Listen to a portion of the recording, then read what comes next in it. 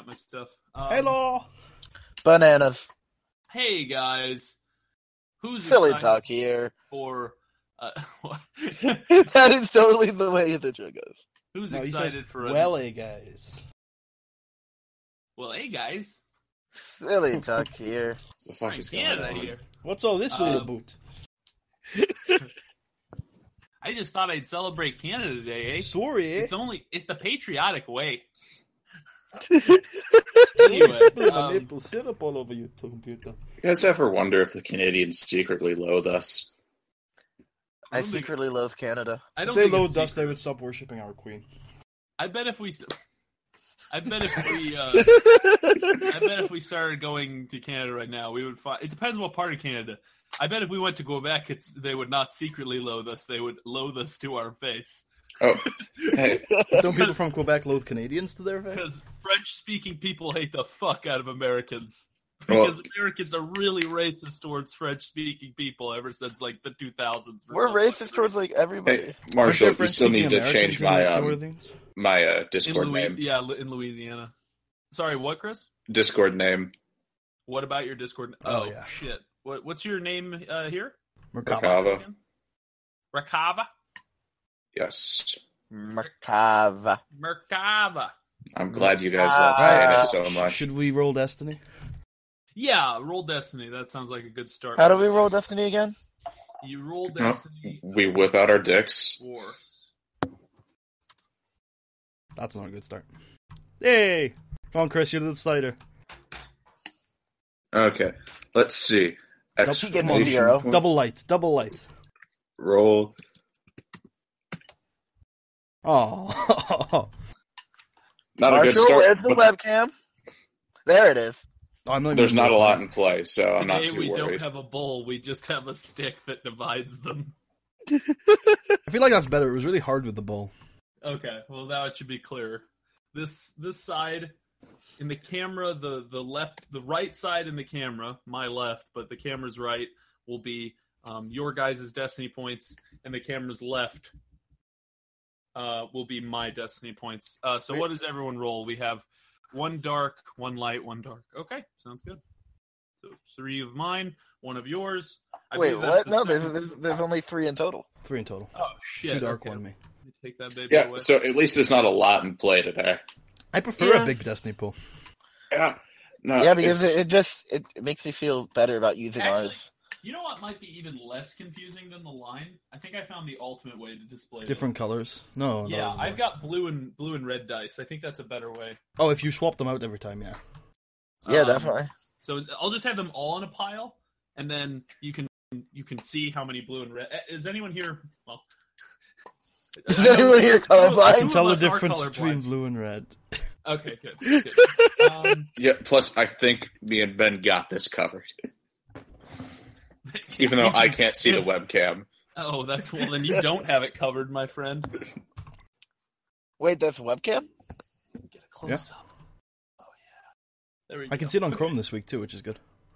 Oh, everyone can see all of my tabs right now on the recording, including Lucha Libre. Lucha, lucha, lucha, lucha. Well, that's a good thing to see. Yeah, You know it's good Lucha. you're a real guy. I've been catching up on all the Match of the Year stuff from Lucha Blog. Okay. So, while I get some music set up, would anyone like to recap what happened last session?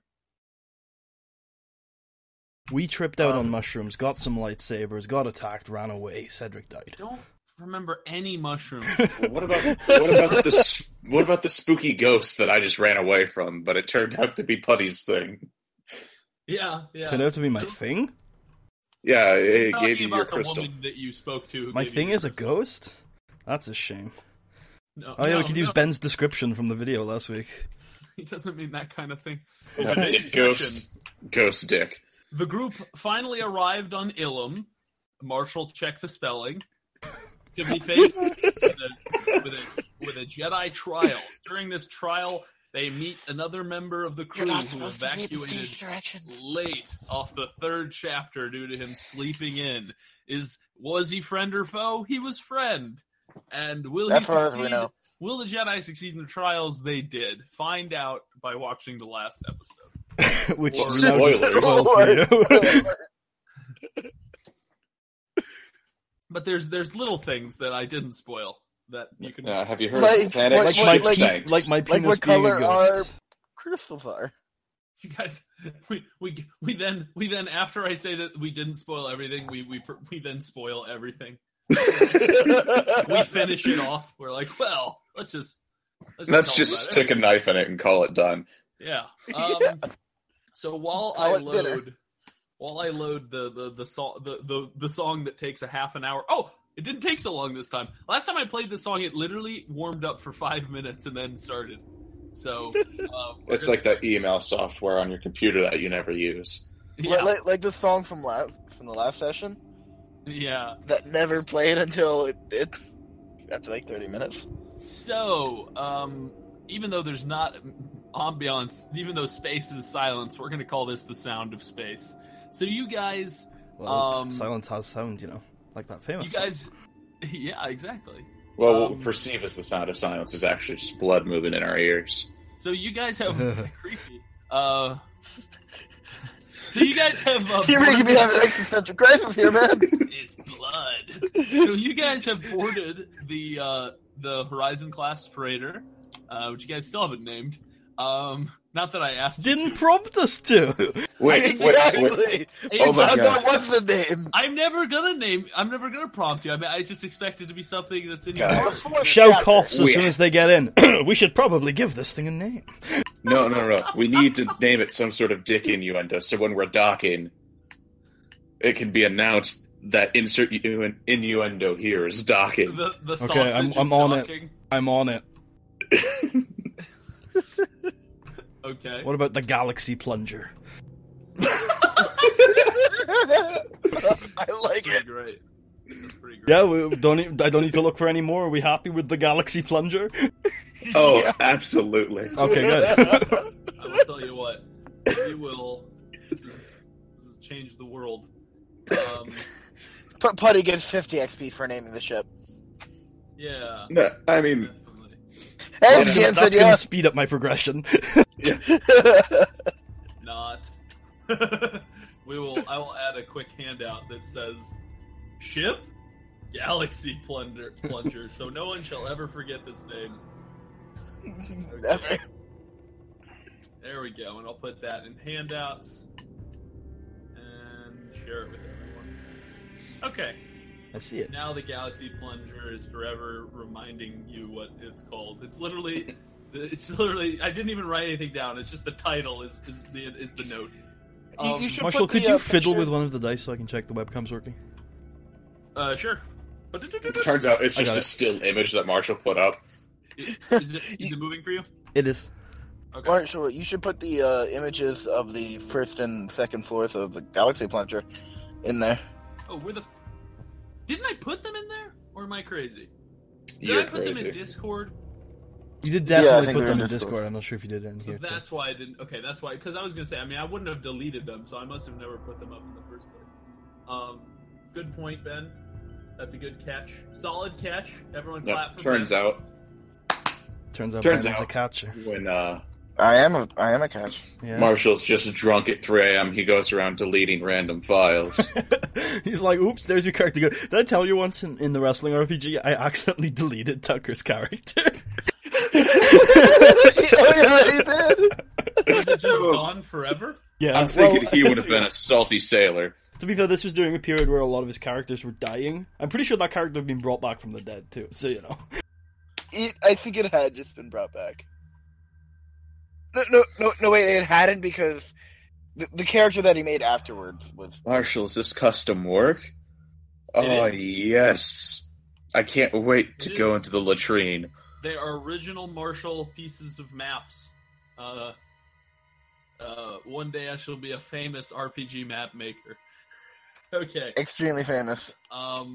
Famous for my classic can barely write and draw style.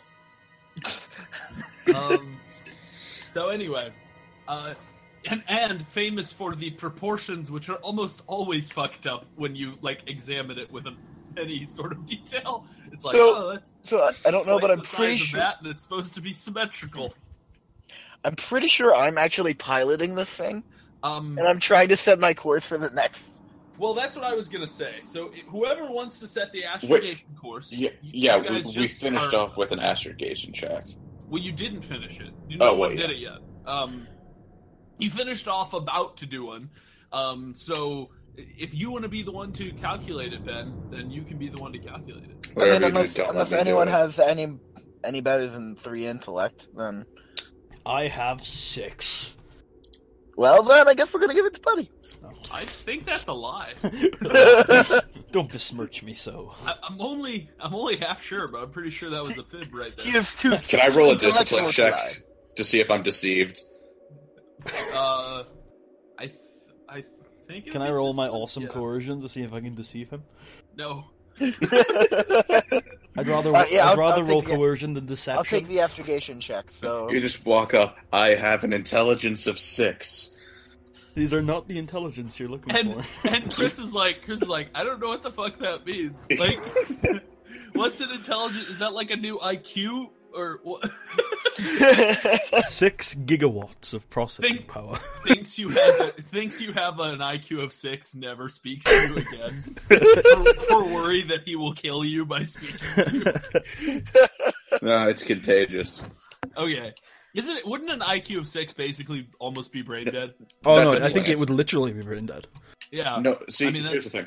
An IQ of 60 is practically brain dead. Okay, so IQ of 6. 6 is. Okay, are we doing the investigation check? Yeah. Yeah, so I'll let's- do it. Let's stop insulting all the people at home who have an IQ of sub 6 who are watching What it. people They're at like, home? Wait, You what- presume this series gets viewers? Well, I'm presuming that the viewers it does get might have a really low IQ. No, I'm just kidding. Wow. That is So- shady.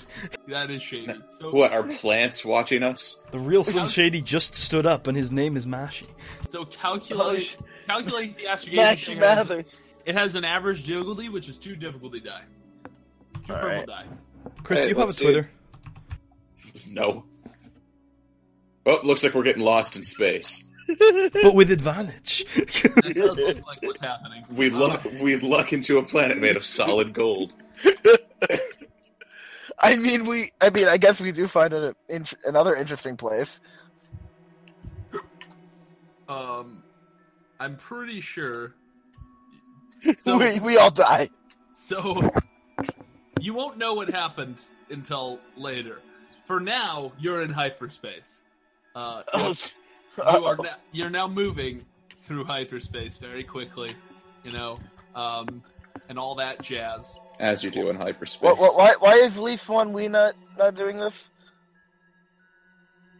Why is she not calculating it? Yeah, well, like, why is she not the one actually piloting? No one needs to pilot once you're in hyperspace. It's just You just go. it's going I to go think in he a means the straight astrogation line check. until it hits its destination. Are you asking why she didn't do the astrogation check? The answer to that is I asked who wanted to do it, and you raised your hand. I mean, if you didn't want to, you could have asked her to do it. But And now we're fucking But you gonna did. die. Well, anyway, the star plunger's about to plunge into a star. So I ask, The Galaxy Your Pleasure. galaxy plunger. so either before or Um, when we just get... Oh, are we doing something now, or can I ask a question? well, yeah, basically. Yeah, I'm gonna do. Basically, this is gonna be there. If you want to talk to an NPC, there will be a lot of opportunity for that. Right up next. So basically, what I'm gonna do is what I like to do. During space travel is actually a thing I stole from another GM that Chris knows about. I really think it's a cool idea that He's an asshole, though. Yeah, but don't you like his idea in regards to covering time in space travel? Oh, I think it's great. yeah. So Shade thrown. over a long, it was really shady. Over long periods of travel, I like to give you guys opportunity to train something.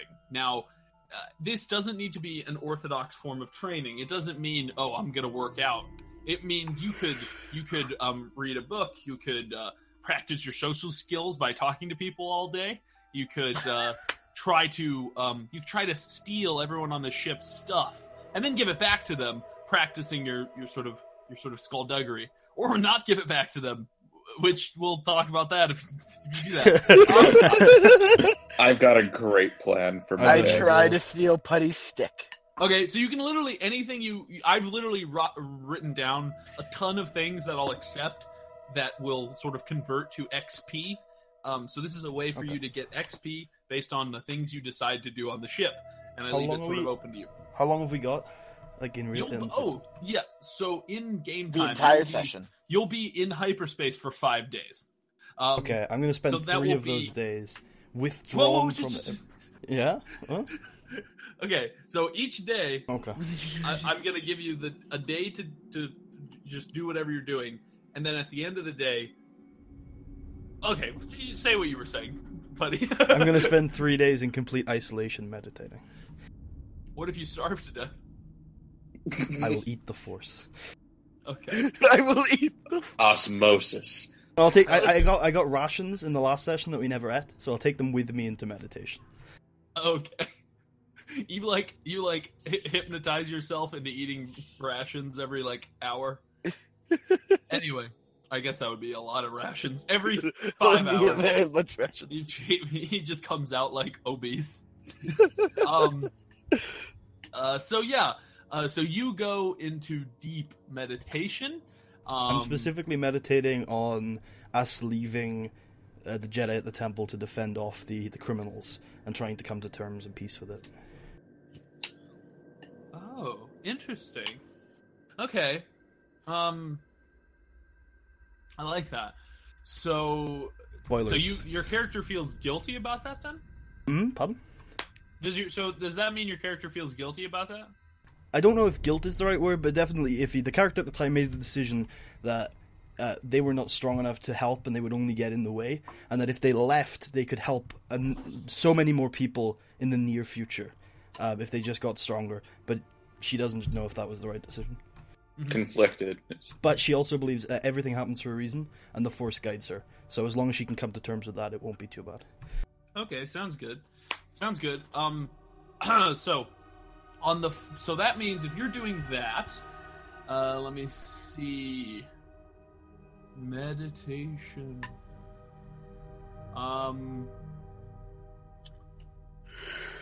Yeah, so meditate and strengthen your connection to the Force. So, I will give you a plus 5 XP for every day you spend doing that, that you can spend towards discipline or Force powers. So this is XP you can only... This is like the XP you got from the wall. It's not official, spend all XP. It is only can be spent towards discipline and Force powers. So you can, if you want to spend that right now, you can, or you can write it down if you want to save it for later. Okay, yeah, I can save it for later, so if I'm planning perhaps to take a spec that has discipline as a career skill, I can save it for then. Is that what yeah, you can do that, or if you need to spend it on a Force power. Okay, I'll write it down. Cool. And that's 15 XP if you're doing it for 3 days, non-stop. It's also the middle 3 days, so you said you were going to do it day by day, so I'm not sure. Oh, so you're not going to... So the first day you're not going to do that, then? No, first day I won't do that. Oh. Fuck! Okay. Everything is ruined! I can do it for the first 3 days. I can do it for the first 3 days. No! We're doing it... No. Marcus Rabbit. Fuck it, we'll do it live. The first day, we're going to start with Ben, because Putty burned me. Sorry. What do you want to do the first day, Ben? Let's... Etah! Let's, steal some things from people and give it back. Jesus. So you're really that kind of sentinel? Just the example I said, okay. I am a shadow. He is a shadow. I mean, it's not necessarily against his career. I just don't know if he's returning the items. So I mean, no harm done. Yeah, it's practice. It'd be nice if he asked permission first, though. Well, then you would expect. Then you would know I was stealing it. But you wouldn't tell us when. Yeah, but we couldn't be paranoid for 5 days and just be like, "Where is he?" Oh, I bet you would be. just be sitting in the bathroom because there's only one way in, so you're. Sure maybe I'd withdraw and meditate for 2 days. That's why she withdraws. And he was waiting in the toilet the whole time. Okay. So if you do that, then you gain 5 XP that you can allocate towards the So you're specifically stealing things from your companions. Yes, but I'm giving them back. Okay. No, that's fine. So I'm then gonna that quickly is go and just grab gonna. my sheets, so I'll be right back. That means you can spend the XP towards skullduggery. And Digging skulls. So I would write 5 in your character under notes that you have plus 5 XP to skullduggery. You don't need to spend that now because obviously 5 XP might not be enough for you to raise it. No, I already have 3 skullduggery. Exactly. So you can combine that with regular XP, or you can, I guess, continue to steal things from them for the course of the 5 days, which would be pretty funny. Chris? Dude, where are my pants? Yeah. Chris, what do you do? I am going to try to learn how to move things with the Force. Sounds like a plan. Yeah, because What's Chris it'd doing? be... No, I'm gonna... Chris is going to start moving things with the Force. Yeah, at least trying to learn to do it. I'm just gonna play around with shit in my inventory. He's like lifting pens and stuff. And yeah, I'll do that for my whole 5 days. Okay, then you can... If that's all you're doing, then you can spend plus 5 XP on move force power. Wait, for the whole 5 days? Are you doing it for all 5 days? Yes. Okay, then... That would be 25 XP, I guess. Yeah, 25 XP that you can spend towards your move force power. So wait, Marshall. Skullduggery is a career skill, and I have 1 rank in it. How much would it cost to rank up? 10 XP, to okay. rank it up. So I steal things for 2 days. Okay. Putty, on the first day, what do you do? What do I do on the first day? Get his shit stolen. Oh, I got an idea. He's trying to meditate, and Ben's just taking his stuff. So this is just okay. So first thing on the first day, I will ask Lise Wanwei if she will help me practice my Makashi duelist technique. If she was willing to spar with me. Okay. She tells you that she is. What does she tell you? She tells you that she hates you. No, she tells you that she is more of a practitioner of Sarisu, but she's familiar of Makashi and can spar with you in that form. And she does so. The two of you fight and spar, and obviously most of it is you rarely actually well, you don't have a lightsaber yet, so... No, I'm using my Zakuka, or whatever the fuck it is. Right, yeah, perfect. So you practice with that, you practice the forms, and she gives you some examples. She even lets you practice a couple forms with her lightsaber, which is pretty exciting. It is exciting. But then she takes it back quickly, because she's worried you'll break something. Break a person. I'm very childlike with the lightsaber. I've obviously had practice lightsabers in the past, but I don't think I've ever probably held the real thing. Oh, okay. Excellent. Well, it's a blue lightsaber, so you know. It's very, very. It's, I think, the thing that someone using the lightsaber for the first time that will strike them the most about it is how light it is. You know, it's the lightest weapon in the galaxy, even though it can cause so much damage, and that's what makes it more dangerous, because with barely a flick of the wrist you can cut someone's arm off. And so you find, as you're trying to practice with it, restraint, like an ounce, a pound of restraint is worth, or no, sorry, the other way around. An ounce of restraint is worth a pound of strength when you're using this lightsaber, because of how easy it is to simply just slash with it really quickly. I feel like I can take a lot of Makashi lessons from that, with the grace and precision and really thoughtfulness that it means. Okay, so you get 5 XP after your lesson towards the lightsaber skill, or also I will say towards your Makashi duelist talents. I'll also let you spend it on any of those, since that's your talent tree. One question quickly: am I able at the end of the session to mix this XP with normal XP to spend it, if you know what I mean? Like if I need 50... Yeah, okay. It's expected you will, because like if you only have 5 XP towards your lightsaber skill and you already have a rank, then that'd be useless if you didn't mix it. So yeah, it's totally expected that you'll probably mix a lot of this XP with regular XP. I'll keep note of it. That is then towards the end of the day, after Ben has stolen stuff and given back to all of you. Can we make rolls next day? Can we make rolls to see if any of us caught him? Okay, good. Yeah, we can do that. Ben, why don't you do an opposed skullduggery check to the vigilance of? You're fucked. Mercado. Okay, So would this be my Who said I stole from you, Chef? Makava said you're fucked, and I Merkava's said the one who's you're gonna so fuck fucked. I'm also pretty fucking good God. at vigilance. Okay, good. Well, I'm guessing Ben, you stole from both of them, right? I mean, sure. No, I totally stole from Danland. It'd be pretty bad sport of you to now say you didn't after you. I stole from both of them. I tried to steal Putty's stick. Okay. What? His stick? Is it while I had the he's lightsaber? Practicing? Is it the way while I had the lightsaber? He stole it. That's perfect. He waited and watched you for like an hour. Okay. So why don't you? Are we going to go with my Shao's first? So, and you're going to be the one to roll it, Ben. So, what is your vigilance, Shao? It'd be 1 challenge and 2 difficulty. Okay. So, Okay, that's are we going to go with my upgraded skullduggery that I just upgraded after the 10 XP, or what it was before? No, we're going to use what it was before because you didn't. Okay, so 1 challenge. Wait, so can we apply the XP now? You can.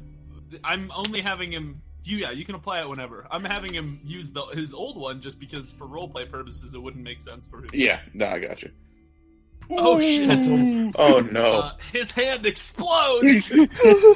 I'll actually, since you are the bad guy here, Shao, metaphorically speaking, I'll let you spend what would be to you an advantage and triumph.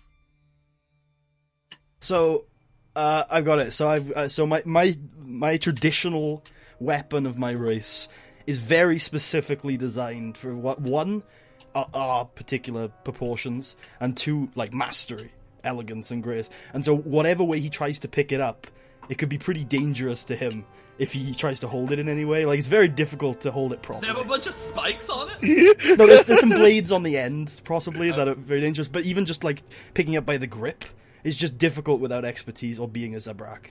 So he drops it, and me and Lisan, we both see him, and maybe he drops it on his foot because of the despair. Okay, I like it.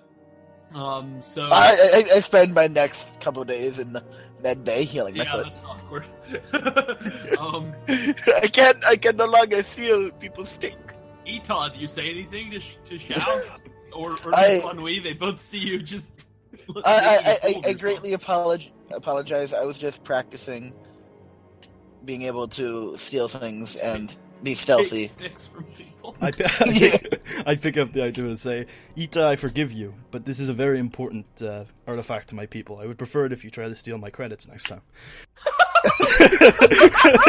I understand as I reach into his pocket. Right now? No. I think he's gonna catch you. This time rolls a triumph. Putty detects nothing.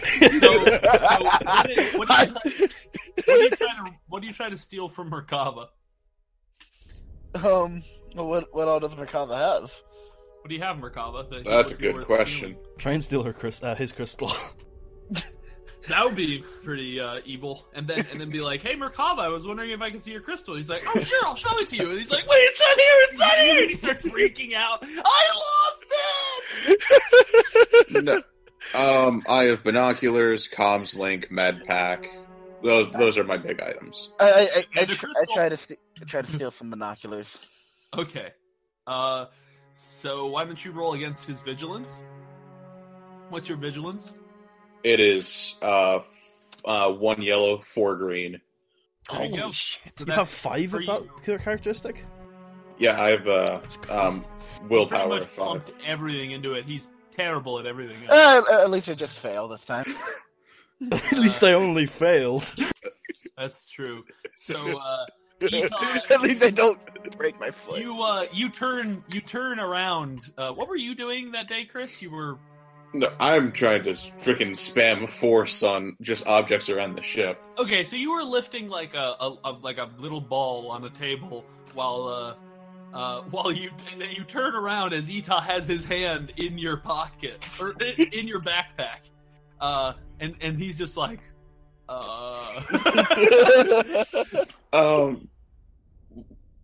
how you doing?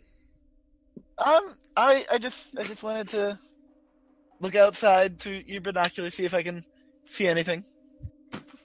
Nice. We're in hyperspace. Can I roll my deception? Sure. You can roll if you want to roll against my discipline, I guess. See, now this is perfect because he's learning all the right lessons from these failures. That's why he gets the XP. All right. So my discipline is 2 yellow, 3 green. And his head explodes. Fuck it, let's go for it.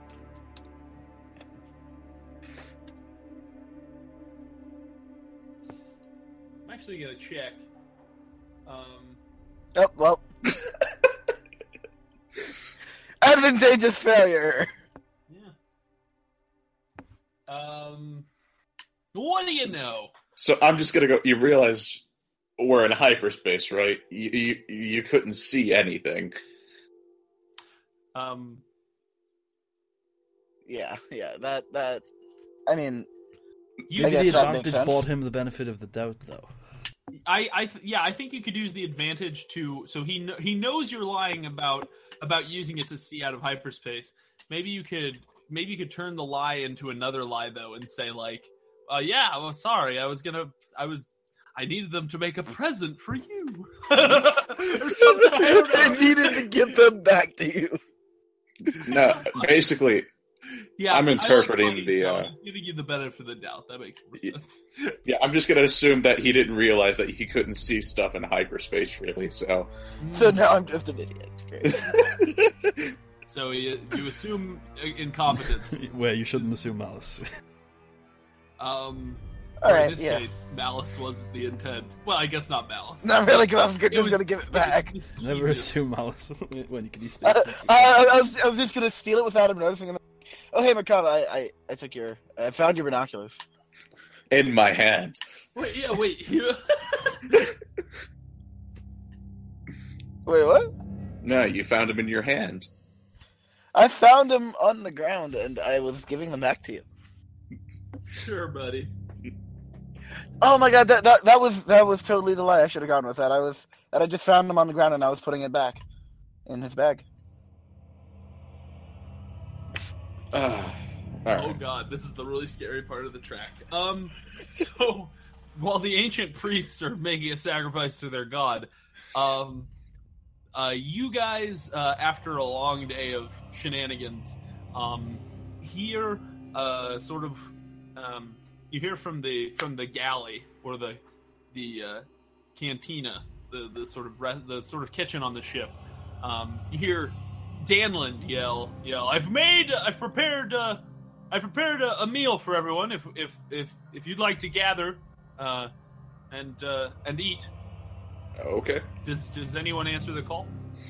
I go towards the cafeteria. I go very quickly. Wait, Marshall, how do I eat? What? How do I eat with the mask?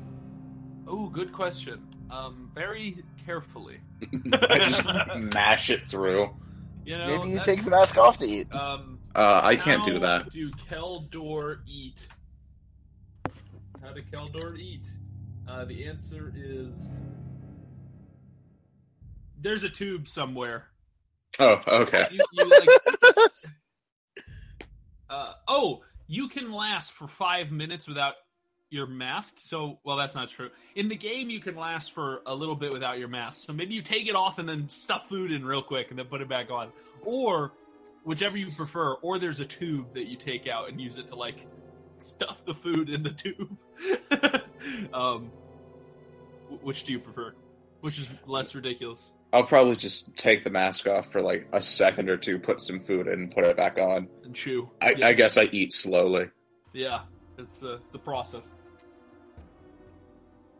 So Danland,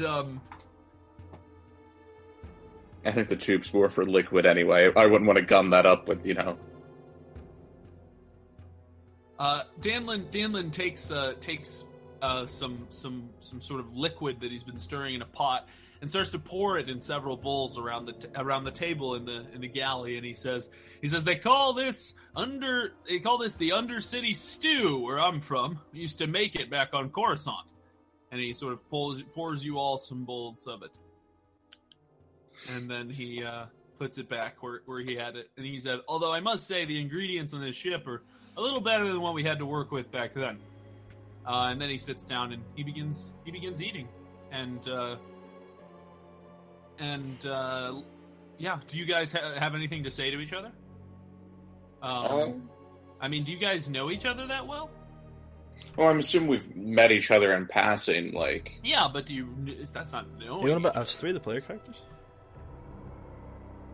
I'm talking about you guys, yeah. Yeah, out of character. I'm saying, like, this would be a good time for you guys to get to know each other more than you do.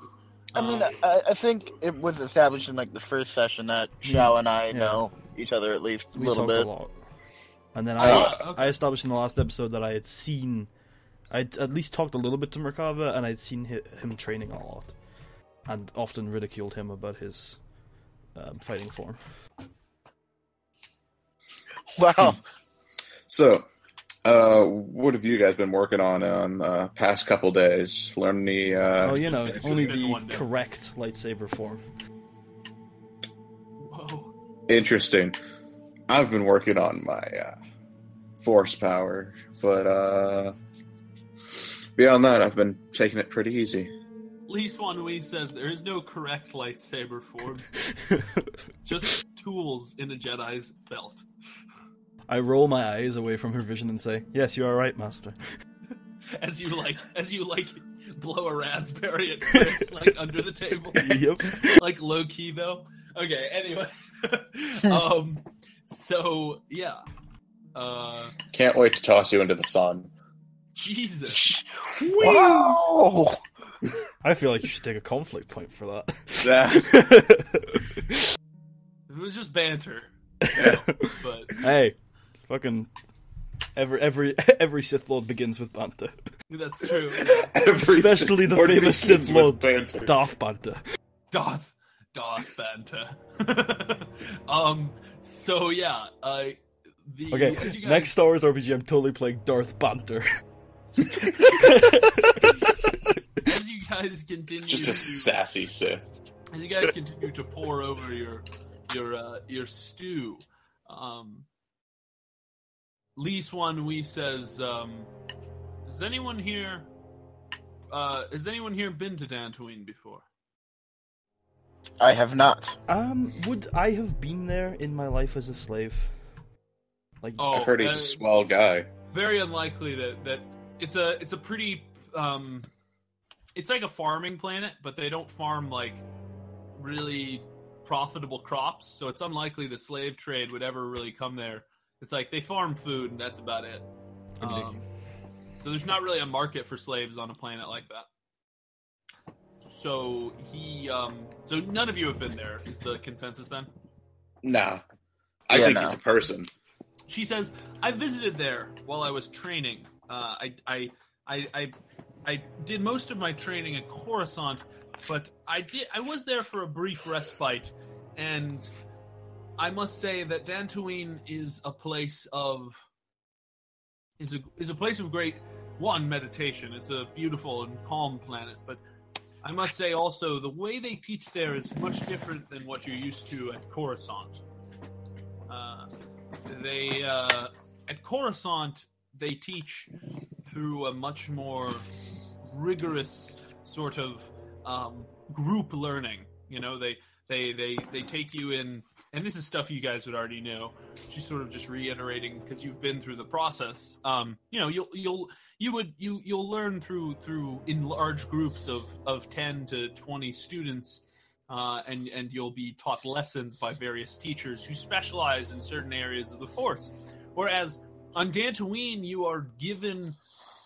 you're assigned a master who will work with you personally, and who will teach you the Force as they see proper.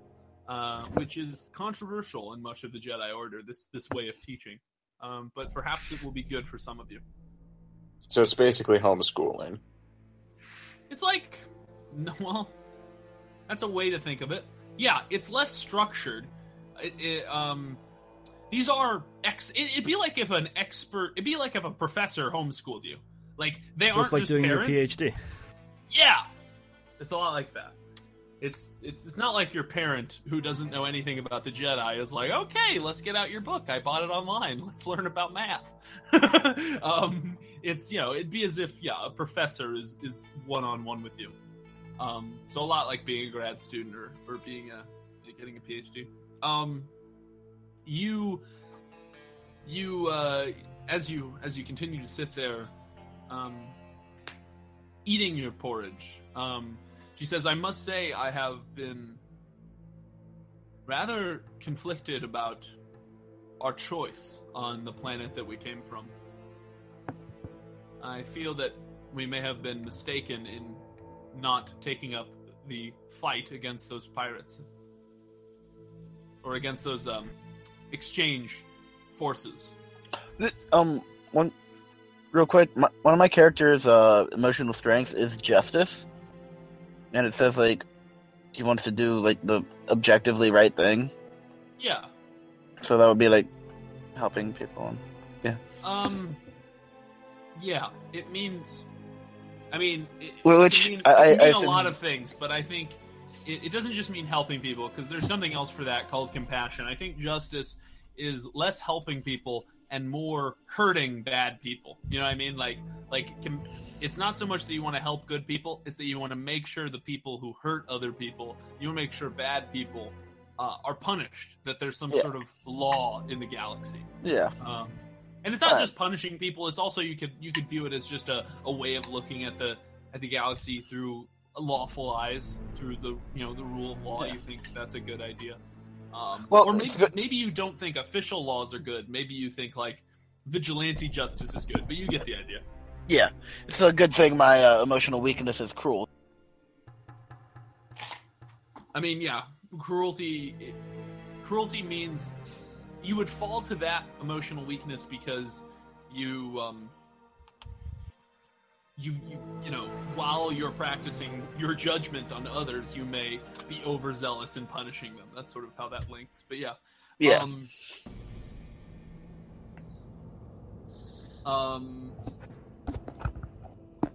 Lee Swan, we will say, this is, actually, there are many famous Jedi from Dantooine. Revan was actually trained there before he went on his current adventures. For those of you who don't know, Revan is an important character in this time period. You would all have heard of him. He's a Jedi, a very powerful, skilled Jedi who basically has decided he's decided that the Jedi Order should get involved in the Mandalorian Wars, and he's rallying other Jedi to support that position. It's still the official position of the Jedi Council that the Jedi should remain uninvolved in the wars, but Revan is basically traveling the galaxy, convincing people, rallying them, and his idea is that once he gets enough Jedi to support this position, the Council will have to bend their knees. It's basically like a big petition he's forming. And in some cases, he's literally getting people to board his, like, he's going to planets where Jedi are, and he's like, get on my ship, we're bringing the band together. So he has accumulated a following at this point of, hundreds of Jedi. And they are sort of on tour right now, trying to rally support to enter the war. I got a meme for this, hold on. What kind of meme? No, it's relevant. Just continue. I'm No looking for it. spoilsies. No, it's not spoilsies. It's funny. Okay. It's a very sensitive topic for spoilsies. No, it's completely not informational. It's just kind of a sight gag.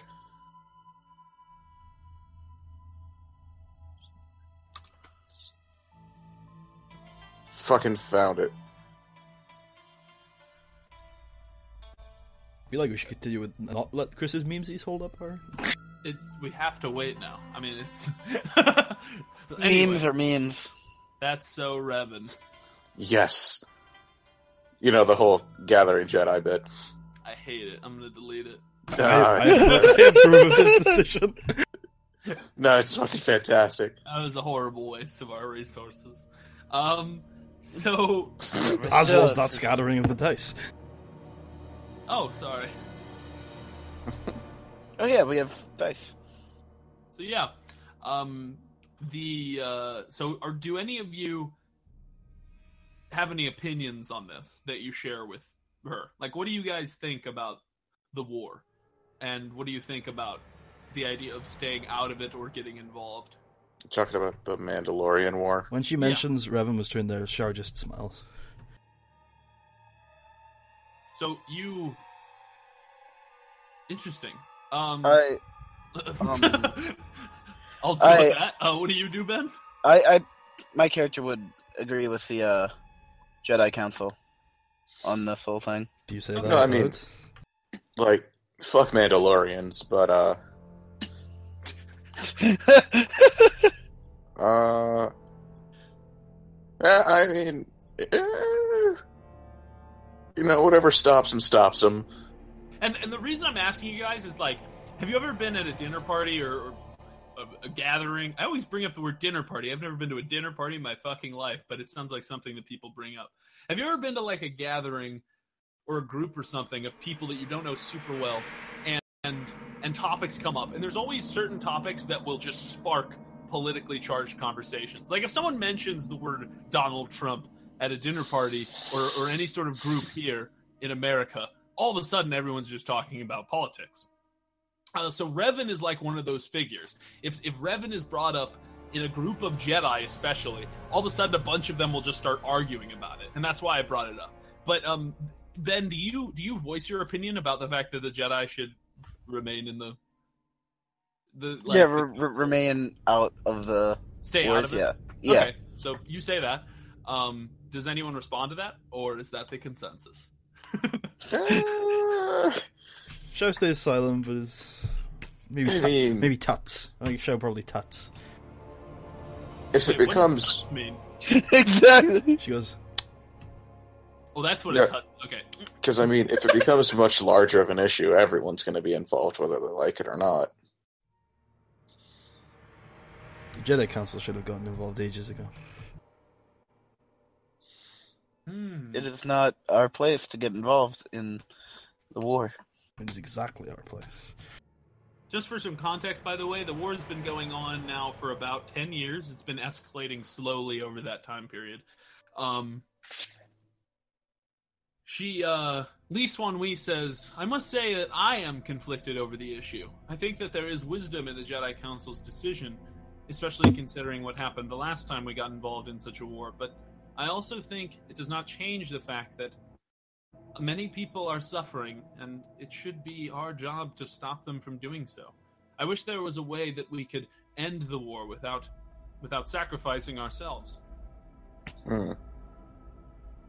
We would not sacrifice ourselves as long as we retain our force of will. You're very confident in your power, in your own willpower, then, Xiao. I believe in the Force, Master. Well, I think we all here trust in the Force, but do you trust in the Force so much as that it will not lead you to the dark side, as it has so many?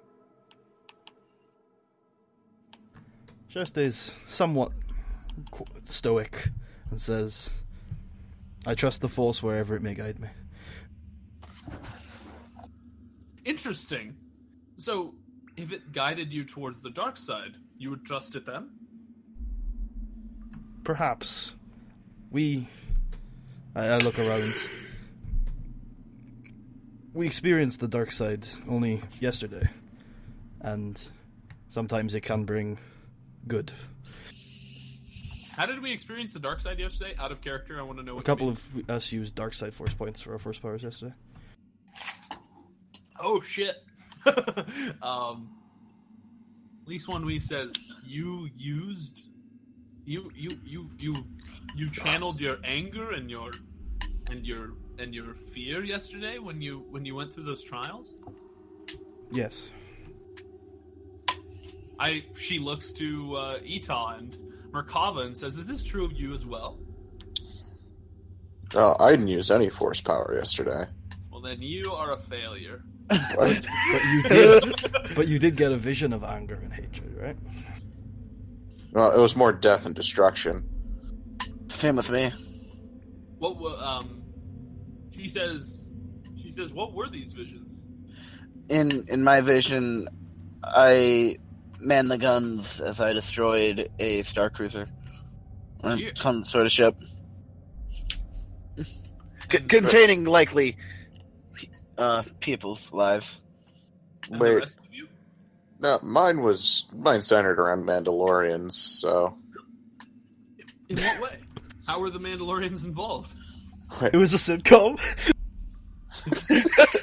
Honey, I'm home! Laugh track! Oh my god. Can you imagine a Mandalorian sitcom? Yeah. It'd be the most violent I'll be thing back ever. after work. I've got to kill a few fucking huge millions of people. Bullshit, I can't remember the exact details of it, so... You can't remember the...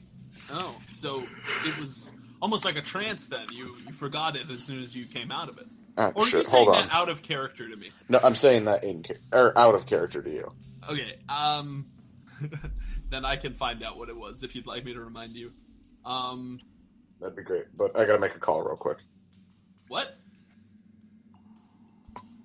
What the fuck? Okay. Jesus Christ. So, Shao, Damn it, Chris. at least do it low key so I'm not angry at you. Shao, do you share your force vision? Is she does she make any indication that she wants to hear from me? She said, what did the rest of you... Yeah, but I mean what were after... the rest of your force visions? Oh, did she come to me after Merkava? Like, what's the... Because, you know what I mean? Because if Chris started Looking talking... at you. She's looking at me. Yeah, like right in Okay. your eyes. And I say, I think Chris's character just had a stroke because he's on a phone call in real life. I came to terms with my vision very quickly afterwards and find no value in discussing it.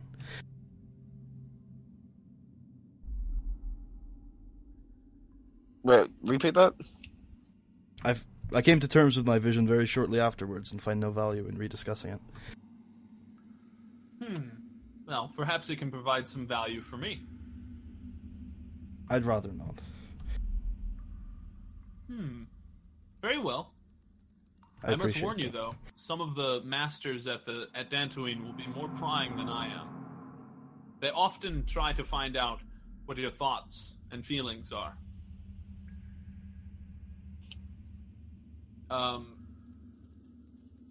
So next, Danlin's sitting there and he's like, "Well, that was awkward." I praise Danlin for his stew. This is excellent. Someone's thinking, I was definitely not meant to die a couple of episodes ago. At least Swanway and Danlin both get that feeling as they get nosebleeds. Like, The Grim Reaper is here. yeah. No, that's like a BioShock reference because they when they die in an alternate reality, they get a nosebleed. So anyway, Danlin Yeah, I'm says, back. Sorry about that. Oh, you fuck! Better be. I'm literally I'm here. I'm to here with you, buddy.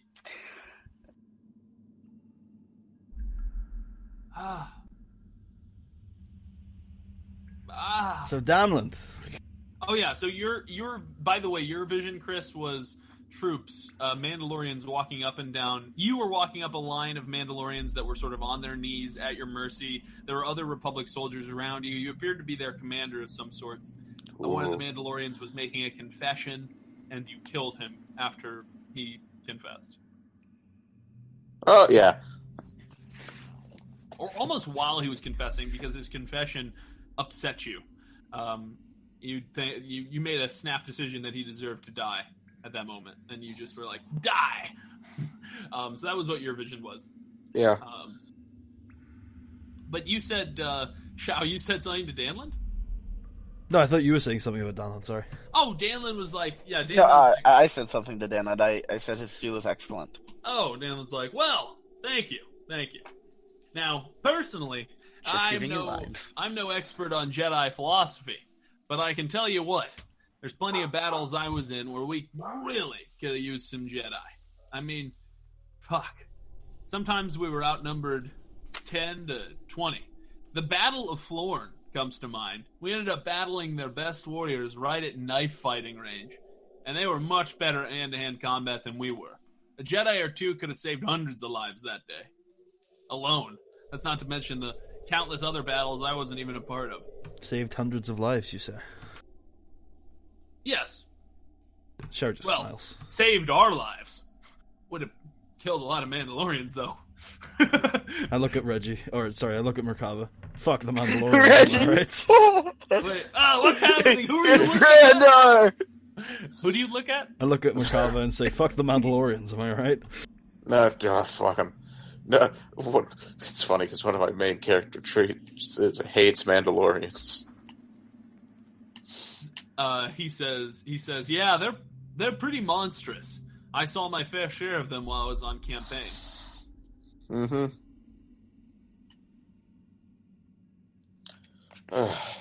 Wouldn't mind not having them be, a threat to the entire stability of the galaxy. And democracy. Galaxy before political system. And that We are indeed the Galaxy Plunger. What the fuck? I Okay. don't know. I love that so much.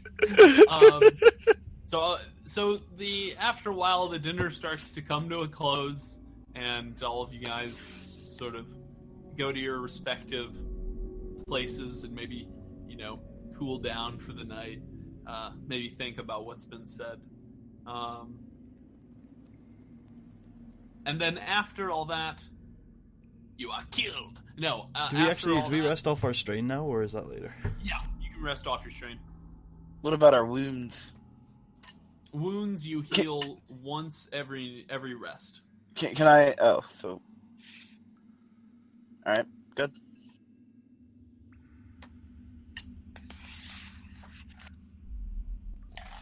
Are we on day 2 now, or... Yeah, it's on day 2. By the way, unless you guys from now on have anything to say to the NPCs that you think of, I'm not going to roleplay a conversation every night, because I think there's only so much blood you can squeeze out of that stone. Can I have one quick conversation with Lisa and me, though? Oh, in private, or? Yeah, sure. It doesn't have, it doesn't matter for this. Okay, we'll say you find her after the dinner then, while she's getting ready for bed. Ooh! In a weird way.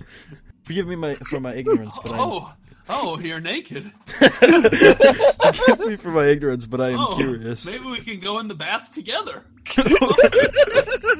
Why does Merkaba have a video camera?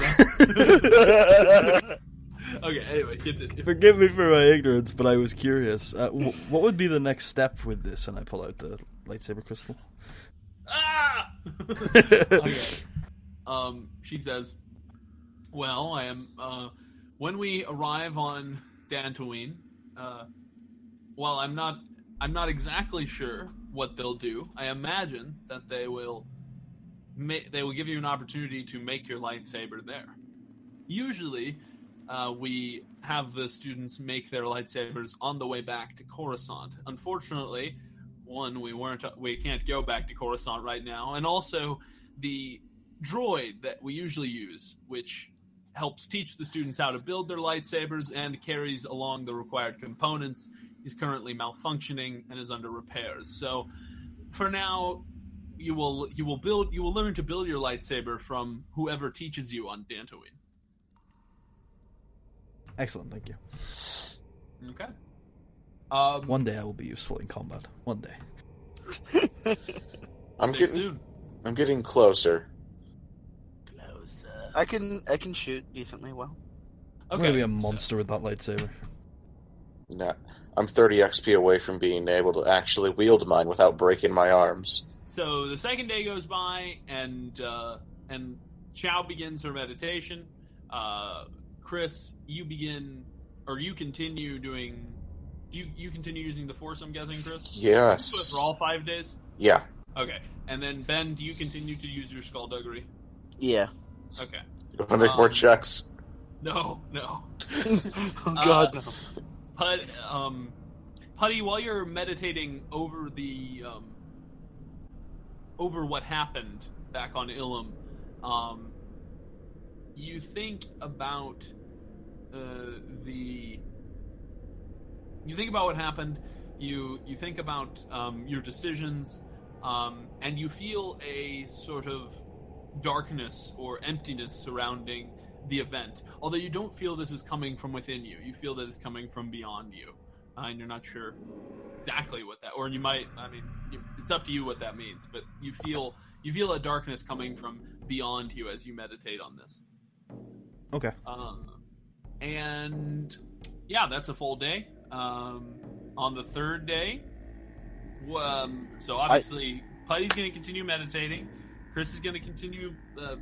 I actually switch into training my force powers as well. Okay, so this place is just like glowing.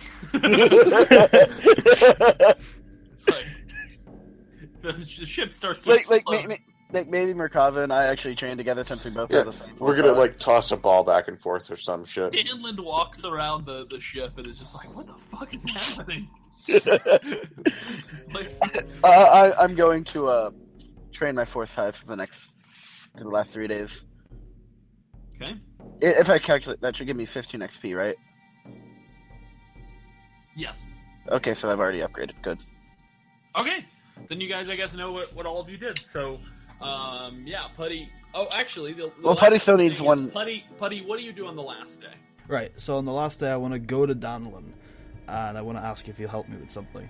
And then I explained to him that I'm supposed to be able to sense and kind of shape emotions, but it failed me back on Ilum. And I was wondering if he would be willing to help me by just kind of mini-meditating me for a little while and see if I can sense and shape his emotions, if he was willing to do that.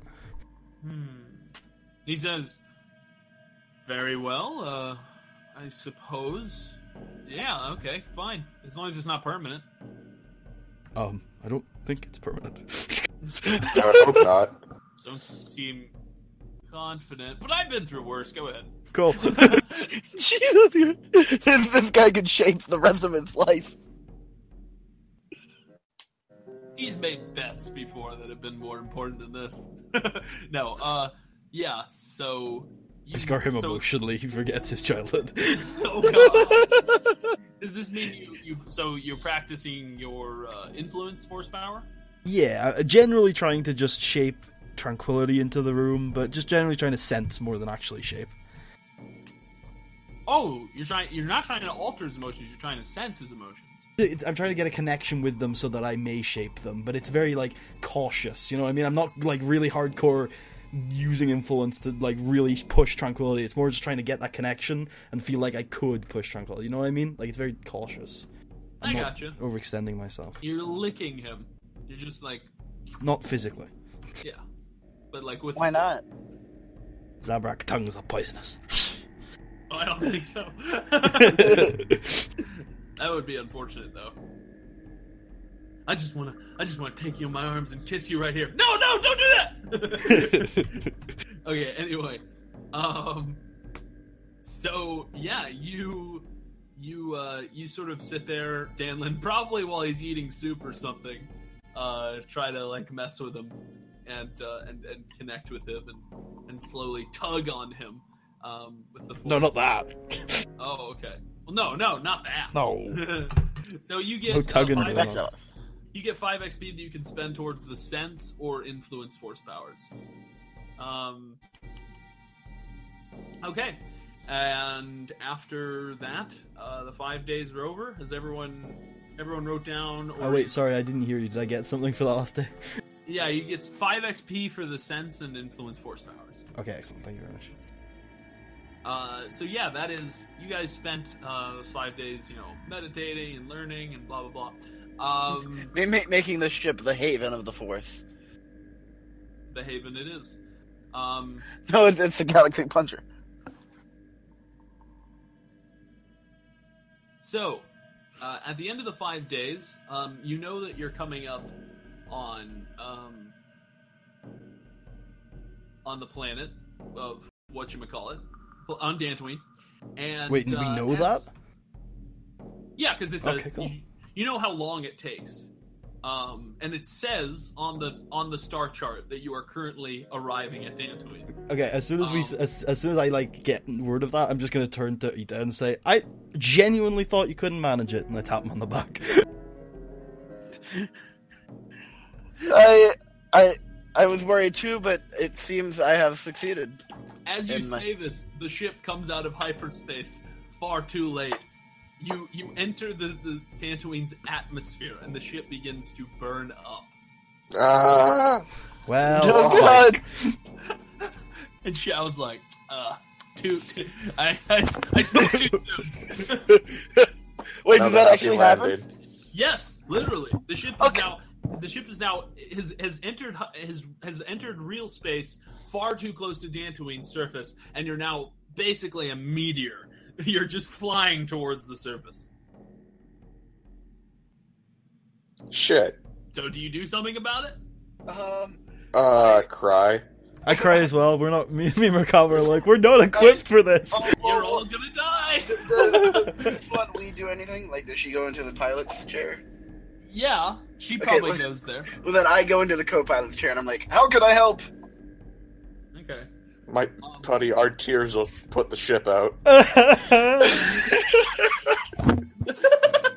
like to imagine that you two and Danland are all in a circle holding hands.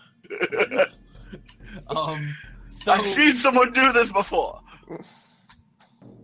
Make the approach at light speed. So what is your what's your space piloting and your agility? My agility is 700. Okay, 700. 700 it is.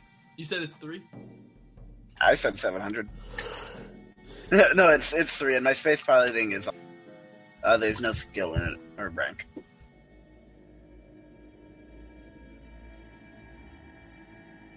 You don't have anything in space piloting? I have no rank in it. So it's just based off my agility, which is 3. Oh, okay. So it would be 3G. LTE. Well, you're gonna roll. You're gonna use your agility and her space piloting. So it's gonna be 2 proficiency die and 1 ability die. So 2 yellow and 1 green versus 4. It's gonna be a daunting check. So it's gonna be 4 difficulty. Okay. Quick question: how would you guys feel about using a Do it. destiny die to make it? I think that's mandatory. I don't know if it's mandatory, but it seems like your friends are on board with this. yeah. Because- well, this is a campaign ender if we don't succeed. I don't know about that. You flip a destiny die, and you don't immediately die. Oh, you're right. It would have been a campaign ender. Triumph! Oh shit! You do immediately die, though. You failed. We failed, but what does that triumph and No. that threat do? The triumph means that you ascend to heaven after you die, so you're good. No, triumph counts as success. JC No. has you. The triumph does count as success, but the success it generated has been cancelled out. Like, so Oh. the way it works is that when you roll a triumph, it will list a success and a triumph for the triumph. It's because they're separate features. And it already did. So you rolled There was 1 2 triumph, failures. 1 success, so that's 2 success, and there's 2 failures. So that's cancelled. Oh, okay. Damn. Stop- 2 advantage cancelled out 2 of the threat, leaving 1 threat, and you still have the triumph because it can't be cancelled out. Okay, so what does the triumph do now, and what does the Let threat me do? figure out one second. I must figure out. I must know. Okay, so you're gonna use the triumph to be able to quickly stop the ship from taking excess damage. You're still gonna crash, but you're not gonna explode, and the ship is not going to be blown apart. All right, so basically like the Millennium Falcon and the Force Awakens. Will it still be able to fly away after crashing? That doesn't really matter. I just want to survive. You'll find out later. We had the plunger for only an episode, guys. So the ship. Don't worry. You can use a Jedi mind trick to get the books. So the ship enters. So the ship is flying very fast as Etah and Lee Swan Wee take control of the various controls and begin to try to pilot it in. You hear a quick broadcast coming in over the comms. Wait, we've just picked up. Who are you? You're coming in way too fast. Slow down. No shit, man. Thanks. And I let Lee Swan Wee handle the comms. you eventually, she's too busy to know. She's not answering him. So the ship goes. Eventually, you're able to sort of rein it in a little bit. We're with and the the Galaxy ship- Plunger having escaped or gotten off the third chapter. We're here to. Shouts, don't shout escaped! That gives the wrong impression! Well, the third chapter did kind of go down, did it not? No, it's still up, we saved it! We're the Okay. saviors of the third chapter, say that! We are the saviors of the third chapter. Okay, that sounded pretentious. Why did you say that? So the ship, as you're saying this, you're distracted, and then you realize the ship is crashing into a landing bay at the Jedi Temple. The ship lands, but basically hits the back wall really hard, and the entire ship shakes. And a lot of you fall about because you're no longer in zero gravity, so obviously you all fly about the ship's cabin. Quick question: Has Star Wars ever actually recognized gravity in space? What do you mean? Like, every time I see a Star Wars movie or show, they're always just standing around as if gravity isn't affecting them at all. It's implied that the ships have anti-gravity technology. In Okay. other words, something that forms an artificial gravity field inside the ship. Alright. So it's not that you could say they ignore it, but I think they just imply that they've mastered the technology where zero gravity isn't a problem in space. However, it is a fact that if you watch the movies, when they do enter a planet, gravity on the planet affects them, because when they do a twist or a turn or something, people will fly about, they'll fall. In the last movie, the droid flipped over several times. So there is, I don't know, you're right, gravity is weird in Star Wars, but anyway, so you guys are now landed. Kind of safely landed, but you are on the ground. The ship has stopped moving. Lee Swan Wee says, Jesus! Wait, What? does Jesus exist in the Star Wars world? Nah. We'll pretend it translates to something. Sweet Revan! by the 9 of Corellia. No, I don't know. So, By the gods of the Force! by the 9 is Elder Scrolls. Never mind. Yeah, she says, what the hell happened? I mean, It appears we I were kept. in space, and then all of a sudden we weren't, and we were on fire. Hey, Etah, you know that thing about you doing well? I take it back. I think I made a slight miscalculation. Slight? Tell that to this Slight. giant scar! To be fair, Oh god, do you have a giant scar? No, I don't think so anyway. her face is gone. It's just a hole that sounds There's like a giant piece of shrapnel in your chest. Hold on, I know what to do. It's okay, I know the procedure. Oh, yeah, Etah, first I have to violently rip it out. Etah, you No, have wait. failed 4 checks today. I know I should not be doing any more checks. A droid comes out of nowhere and hands credits in your hands and thanks you for your service. To No, the I Czech have failed Republic. all 5 of my checks today. Are you including the Destiny dice, or did you make another one? I see it. No, I have the astrogation check, the first skullduggery, the second Ah, and then skullduggery is the deception. deception, and then this. I am a failure today. I should not do anything else. No, Never does he? do anything. I put my armor on. He does. Hey, it's all right. We made it safely. Take that. But what about the ship? Yeah, The the ship- plunger is not long for this world. At least when we looked at the hull damage, and she says, actually, it's mostly substantial. I think we were able to Mostly substantial. It was mostly unsubstantial. Okay. She says the most damage we did was to this hangar bay we landed in. As you look out through the viewport, there's a huge dent in the wall. I don't have any There's, credits. There's like broken wires and shit, and something's on fire, and there's like a couple droids that are like blowing extinguishers on it. The Jedi Council will pay for it. But She says, I don't say that. Lee Swanwee says, I am gonna get in so much trouble for this. And she stands up and walks towards the hangar, and she says, well, we shouldn't make it worse by lingering in here. We need to face the music. Let's leave. No, wait, hold on. Can we, like, write sorry on the ship? Before we head out? Just, like, leave a sticky note. What, you write it inside the ship? Can Chris and I use the Force to mend the hangar wall? No. Damn. Can I? No, I cannot.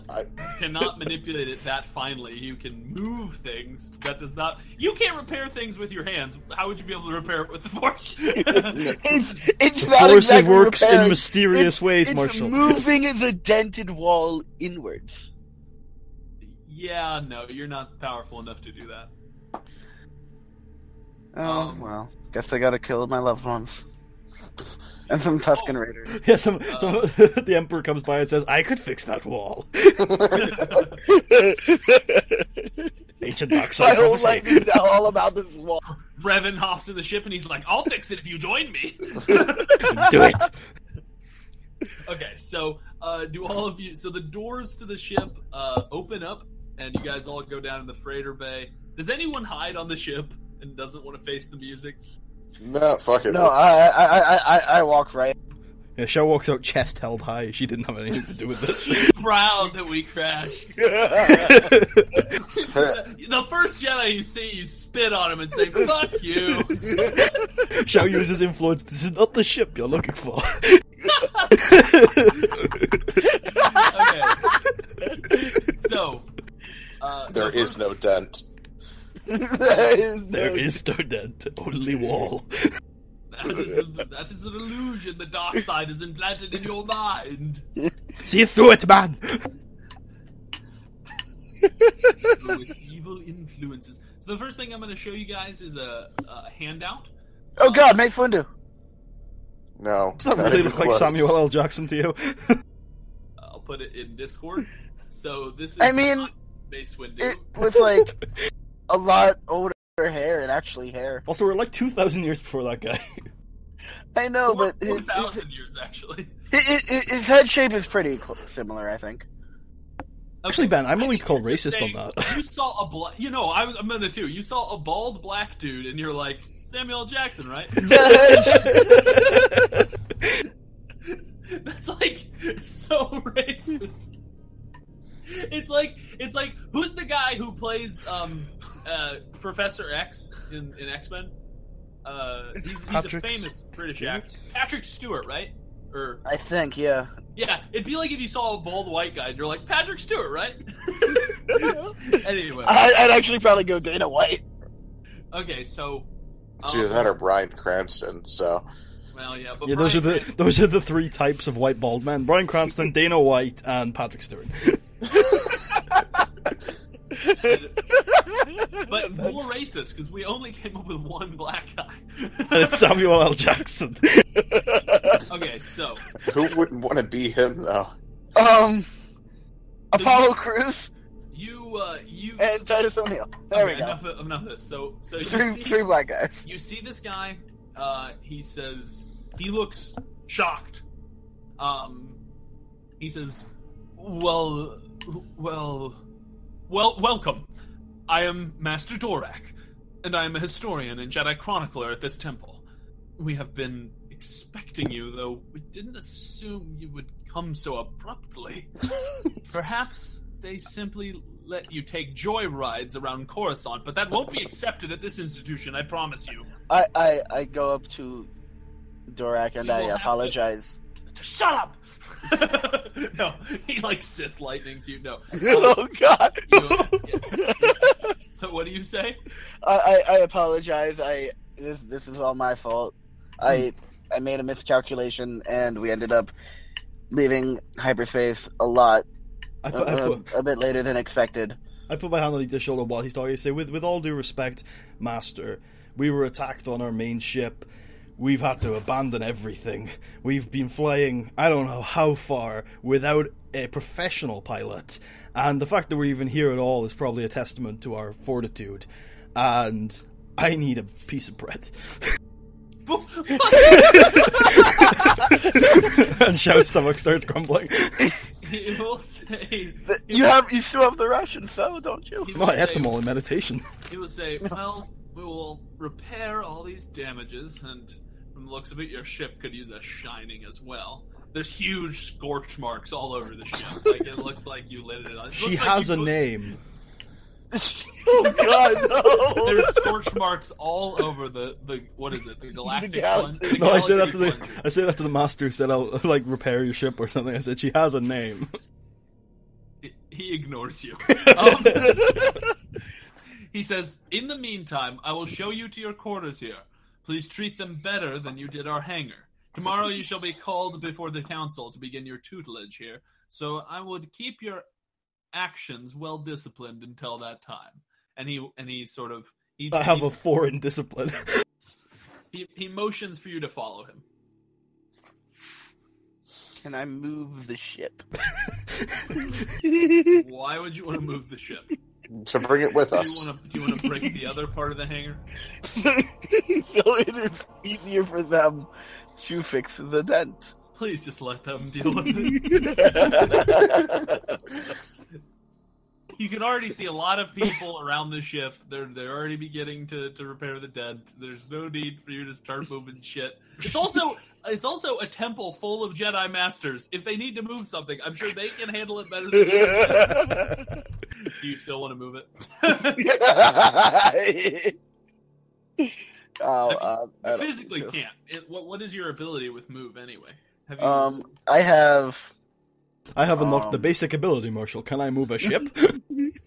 I have 2 range, 2 control, 1 magnitude, and 1... And 1 what? Strength. You've upgraded a lot. 1 strength is enough. You need the ship has a silhouette of 4. I think 1 strength is only enough to move a silhouette of 1. You can move a human-sized object. For every force point you invest in strength. I lift Shao up with the force. I knew you were going to do that. Wait a minute. Marshall, if I have... Jesus Christ, mute your fucking mic! If I have Control 3, Marshall, and Strength 1, does that mean I could shake enemies like a baby and just throw them? Wait, what? Yeah. I'm confused what the question is. No. If I have Control 3, meaning I could control with force power move, I can control them like it was within my hand. And I force power 1. Does that mean I could just pick them up and control them like with my hand? Pick like, up who? A baby? No, a person. A silhouette 1 person. Yeah, if you spent a point doing it. If you want to lift them up. What about shaking them? That I probably wouldn't require you to... I mean, just like shaking them as if you would like, hey, snap out of it! No. Like shaking them to like borderline incapacitate them. Like a really bad roller coaster. Yeah, I'd probably require you to actually make a roll there. I mean, that's okay. Brutal. Shaking someone to borderline incapacitation is pretty extreme. So the Jedi Chronicler leads you through the temple. He walks you through the sort of garden area that is outside of the hangar bay. And where there's many trees, you can see off in the distance that outside of the temple there's sort of these plains that roll on for miles in the distance, with many of these sort of very large trees. But it's not a forest. It's like there's a trees. The trees are scattered apart from each other. And he takes you in through some doors and down some stairs, and eventually he walks you to a small area in which there are basically it's this room with, I believe there's. Oh God! Why was that extreme? No, the jukebox. Oh, the jukebox. Yeah, let me maybe I'll play some less intense music. It's like banging on a drum. This is pretty rock and roll. Oh, I died. Oh no, it's back. Here we go. So you guys are brought into this room that has 10 beds and 10 person lockers, 5 on each side that are lined up. The room itself is pretty small. It feels a little bit cramped. And in this room, there are already 3 characters sitting around. And I will share with you. Quick question: in this, where is Cedric in all of this? Cedric is dead. Why don't we just go with the explanation that while me and Etah were talking, he got on Merkava's ship, and we don't know where he is at the moment. Well, I would imagine he's here. I mean, Like, in that case, buddy, we definitely should have just had him stay and help at the battle. Either way, I guess it's up to Marshall. I will just say that he's been. You're right. Fine. He's on the ship. He's doing his own thing. He's on Merkava's old ship? Yeah. Okay. For some reason, he panicked and got on that, and then launched into hyperspace. He's probably in the war right now. On the front lines. The 3rd chapter probably contacted him, and he'll get here eventually. Yeah. He overshot the planet. He's now on Mandalorian. Completely. No, he undershot it. We overshot it. Barely.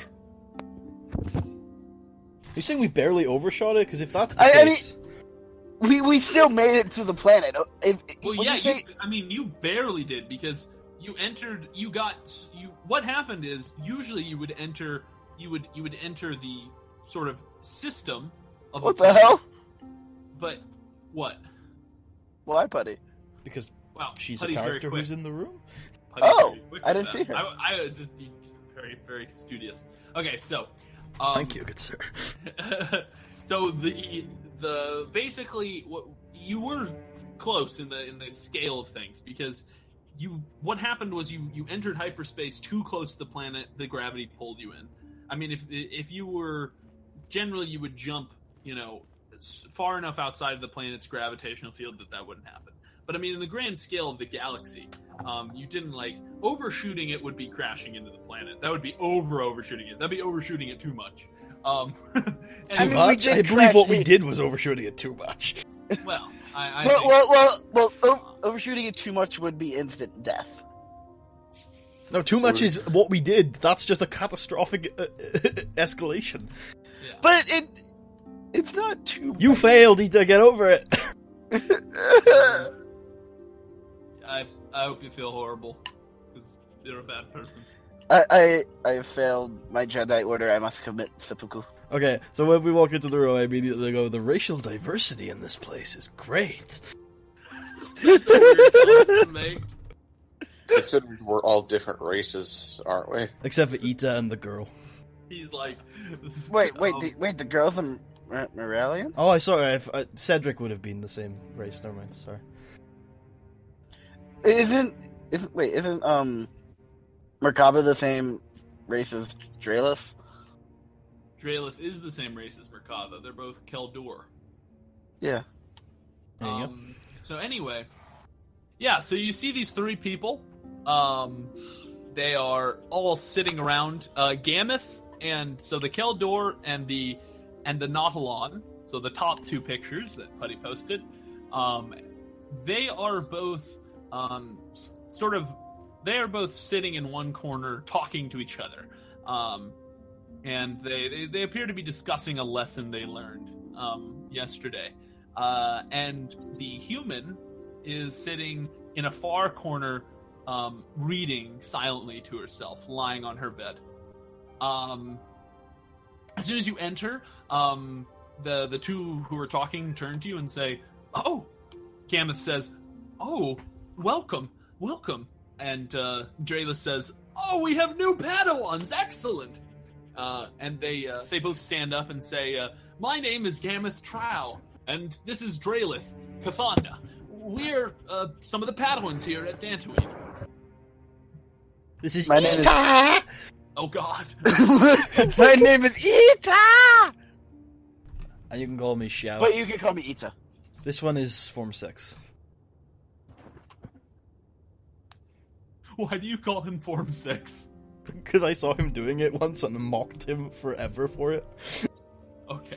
Note to self, never use a lightsaber in front of Putty. Or be mocked. Horrendously. What was that, Form 6? Did you say something about your inferior lightsaber side? Fuck, man. Man, I'm glad I don't even know how to use one yet. I can't believe you hate Neemon this much. Anyway, so they say, "Oh, this is excellent." And Dorak says, "Well, I will let you get used to your quarters. You will meet with your masters tomorrow." And he leaves and closes the door. And the Padawans say, "Holy crap! So tell us all about yourselves. Where'd you come from? How, what stage are you at in your training?" We were attacked. Stage 5. So stage 5. I say jestingly. Stage 3. Session 3. I'm from you Dantooine. love jokes. I told them that we were attacked on our way to Ilum. Oh. So you have your crystals? We do. Oh, Do you not? Excellent. No, we're scheduled to go gather ours at the end of this month. Oh, It's fucking I trippy do. in those caves. can I offer advice? Certainly. Alright, Wait, you left behind Form 6. Are you in any position to be giving advice? I did not leave him behind. He ran too slow. We all got out of there, Shao. We all got our crystals. And how did we all get out of there, Etah? I moved a wall. Under whose suggestion? Yours. Thank you.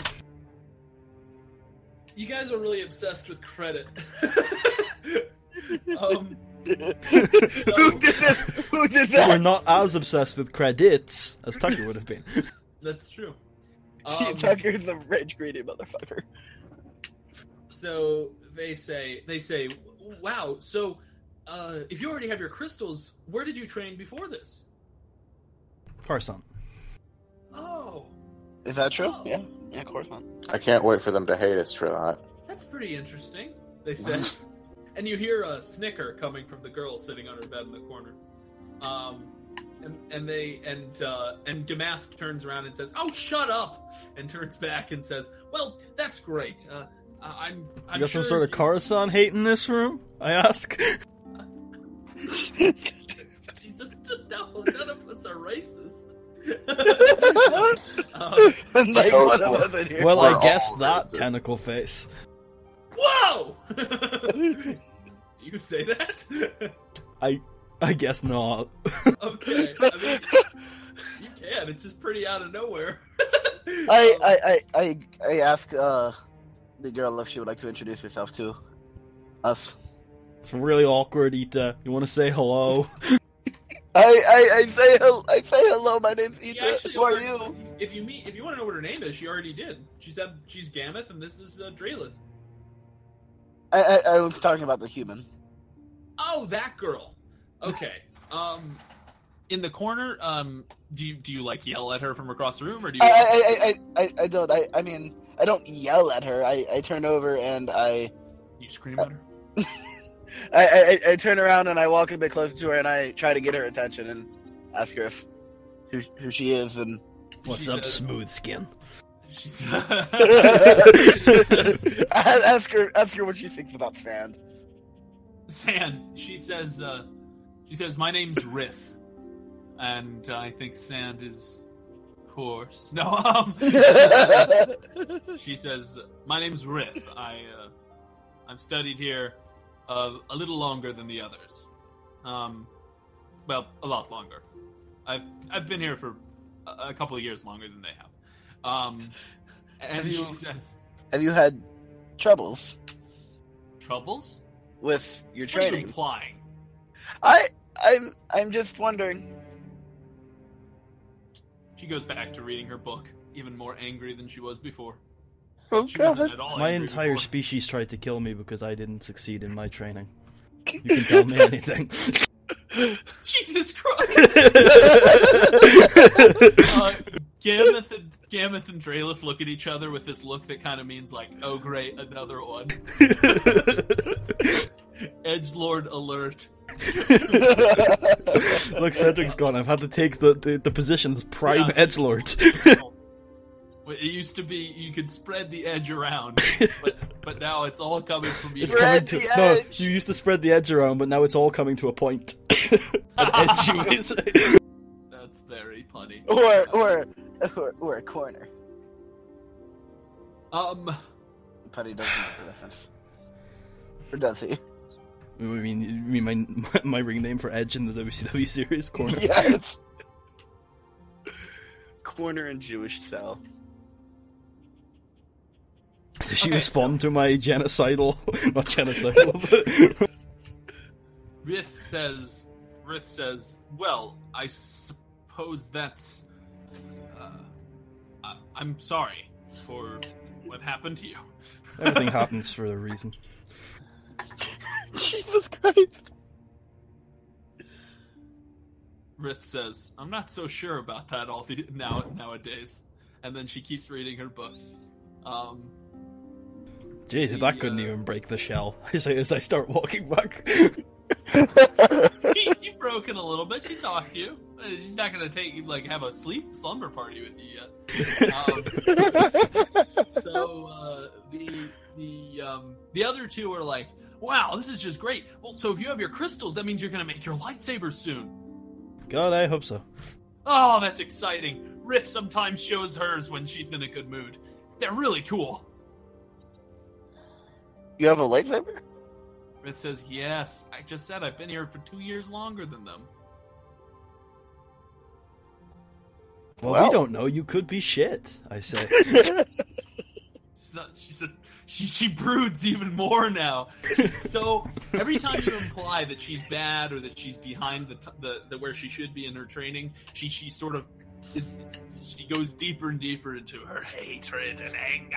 And then she just seems very upset whenever you I ask seems her like a what sore color. point. Ask her what color her lightsaber is. Fuck. She. I broke Marshall. Do the curtains match the drapes? What? That's the weirdest question ever. No, it's the lightsaber one, just put differently. I suppose, yeah. Yeah. So That's the carpet. not really, but no. The curtain and the drapes are the same thing, aren't they? So she No, says, no. God, no. no. I'm talking about like you know what actual. that actually references to, Ben? Or... Yes, I know what the actual reference is. Okay. But Anyway. but aren't like curtains and drapes the exact same thing in real life? Not on. Oh, like in real life? Yeah, I think so. I think there might be a slight difference. I think maybe curtains are made of a harder material and drapes are usually like velvet. Anyway. Yeah, but they're both the same thing. I think the reference Putty was meant to make was carpet and drapes. Oh, yeah, it is carpet. Yep. True. Okay, whatever. But why are we... Okay, so anyway, so, yeah. What was the last thing one of you said? I asked her what her lightsaber color was. Oh, yeah. She says, mine, it's blue. I believe mine will be yellow. Well, yeah, I mean, it's not so much a belief, it's just whatever the color of your crystal is. I lead into Gamath and say, you better watch that one. She'll be spouting off lightning before you know it. Kamath says, what? Lightning? What do you mean? I look at Gameth, like, very, like, stoically, like, you're an idiot.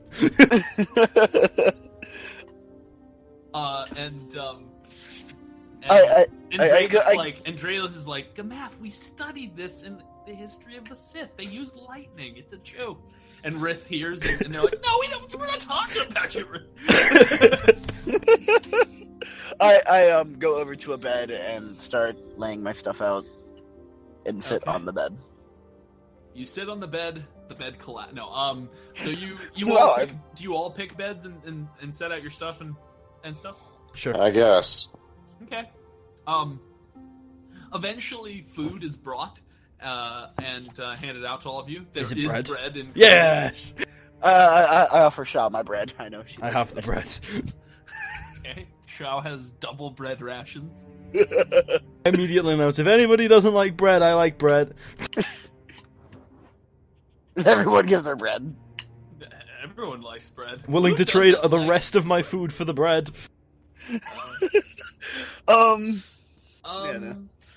Gamath says, I'll take your gougy berries for my bread. Deal. Okay. So now you have 3 loaves of bread. You can trade that for a car or something. Can I have a bread-based lightsaber hilt? It's like a really hard type of, like, what's that type of Italian bread that's really thick? Baguette? No, baguette. Baguette's is French. Fuck That's you. that's just the French word for all bread. It's like piccata or something. Piccata. Piccata? Ciabatta. Ciabatta. That's a Ciabatta? really hard. Yeah, I'm thinking it's like Cassiori ciabatta? it's like a lightsaber made of ciabatta. Anyway, Hey, that the man has a subtimago coma or some. I don't know what he has. I've only had ciabatta like once, but when I had it, it was really hard. I had to. Did he kick you in the head? No, what? Okay. Anyway, so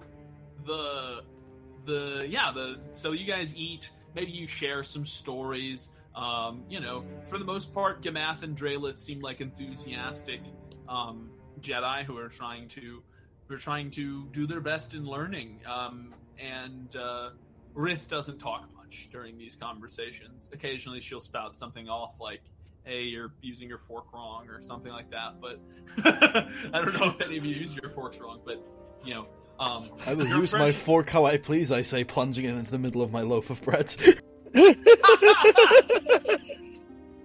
get to like lick the bottom of it or something. I don't know how do you eat bread at that point? I eat it like a kebab, just on a stick, like chomping around the fork. I just eat my meal normally. Okay. So, Using the fork correctly. it becomes late at night, and the other Padawans start to go to bed. Do the rest of you? Yeah. Yeah. Sure. Okay. You all rest as the night passes by, and Finally. eventually, you hear at the crack of dawn.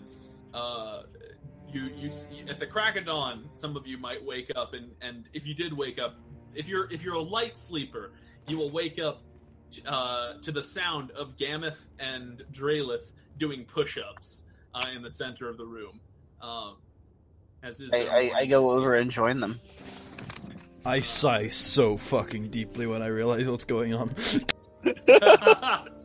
They say, "Oh, you like morning exercise too?" Sure. Sure. Okay. They say, "Okay, I just think he's trying to fit in. I don't think he really likes morning exercise." They start stabbing you. That's what you get for betraying us. Oh. So yeah, after a while, it's probably 7 or 8 in the morning, and at this point, everyone would be up. When I wake up, I go over to Merkava and be like, "Do you want to play some poker on my datapad?" Oh, okay, yeah, sure. Some poker. Space poker. It's not poker. Oh, did I hear poker? Yeah, poker. You want to buy in? Sure. Are you guys Edge lady, you want to buy in on poker? Are you guys actually betting on this game?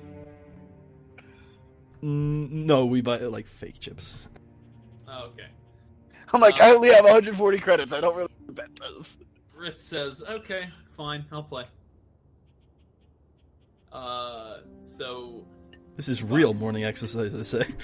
So in gambling, you either use cool in gambling if you're gonna play it legit, or you use deception if you're gonna bluff, and you use skullduggery if you're gonna plain out cheat. So who's gonna play it straight? Who's gonna bluff? And who's gonna cheat? Well, I'm bluffing.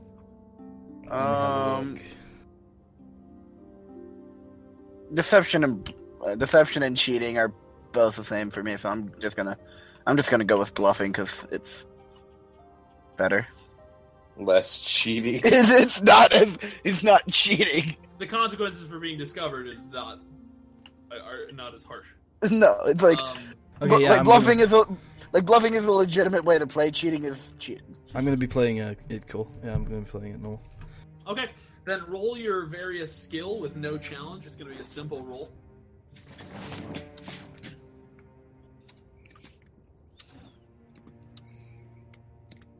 It's a good start. It's a better one. Let's see. 3. Okay, alright. This is looking good. I think the advantage... I'm only a little bit behind you. Oh, shit, do I win the first roll? Do I win the first fight? No, the person who wins is the... Yeah, you won the first one. Does advantage mean anything in this? It does. It solves a tie between two people who have the same amount of success. Okay, so And what if they have the same amount of advantage? Then it is... It explodes. In that case, there are different ways to solve it. You can fight to the death. You can say that both of you equally won the hand, I guess, which is possible. I think there's a way. Yeah, you can. A hand die. can be split in poker. Oh, I thought the NPC's roll was Chris's roll. Congrats, Chris. Oh. You came second. Yeah, no, the NPC did terrible. Terrible. Lost. Poor Riff. I look her straight in the eyes and say, I think you're probably a better Jedi than you are a poker player. She takes that as a compliment and goes back to her bed after she basically... She's lost all her money. She's out. You said she took that as a compliment, right? All her fake money. Yeah, she took it as a compliment because she wants to be a Jedi. She doesn't care. Yeah, like it would have been really brutal if she's like, "Hey, you know what? At least you're not as bad at being a good." Wait. At least you're a better poker player than a Jedi. Yeah, anyway, so you could have really been brutal. Is my point. You really like her. So the her three whole of thing you roll again, and whoever gets the lowest this time, then is out, and then the third roll will decide the winner of the game. That's not bad. It's exactly the same as my last one. Shao is playing exactly the same way each hand. Oh, shit! Chris takes all the money home! Etah, you strike out this time. Etah won the first pot and just strike the fuck out. He went all in. Somehow, even though he had all of the money. He went all in. If we had like 1 credit each, we put it in and he's like, all in, motherfuckers. And then loses. And then you guys later were like, why'd you go all in? You only had to bet a credit to buy us out. Okay. And then finally, Chris and Putty, you'll for the last round. Can the underdog succeed? No. Yes! Wow. Played it straight all the time. And every time she was about to win, she'd tell you, because she was playing it straight, she'd always go, yeah, I'm gonna beat you. So I'm guessing I just had shit cards. Read them and weep, and then tell me what they are. And shout and go for your bluff. Yeah. She called your bluffs, both of you, both of yous. Anyway, so may this be a lesson to you record, all. Riff played it straight as well. She just sucked. May this be a lesson to you all to always be honorable in your gambling. Unless, of course, you're Riff. She should have lied. Unless you're Riff. Okay. So, the poker's done, and eventually you hear the door open. I love that this turned into a poker RPG. And Gameth... A little bit. Not Gameth. What's the fucker's name? Dorak opens the door, and he's standing in the hall, and he says, "Well, Padawans, new Padawans, come with me. You will be presented to the Jedi Council now. Are you ready?" I'm counting my winnings, my fake winnings, and go, more than ready. Lux I'm does ready. not appear to be on my side today. Then again, I say that, but we all want a hand. I just struck out. Except Rith.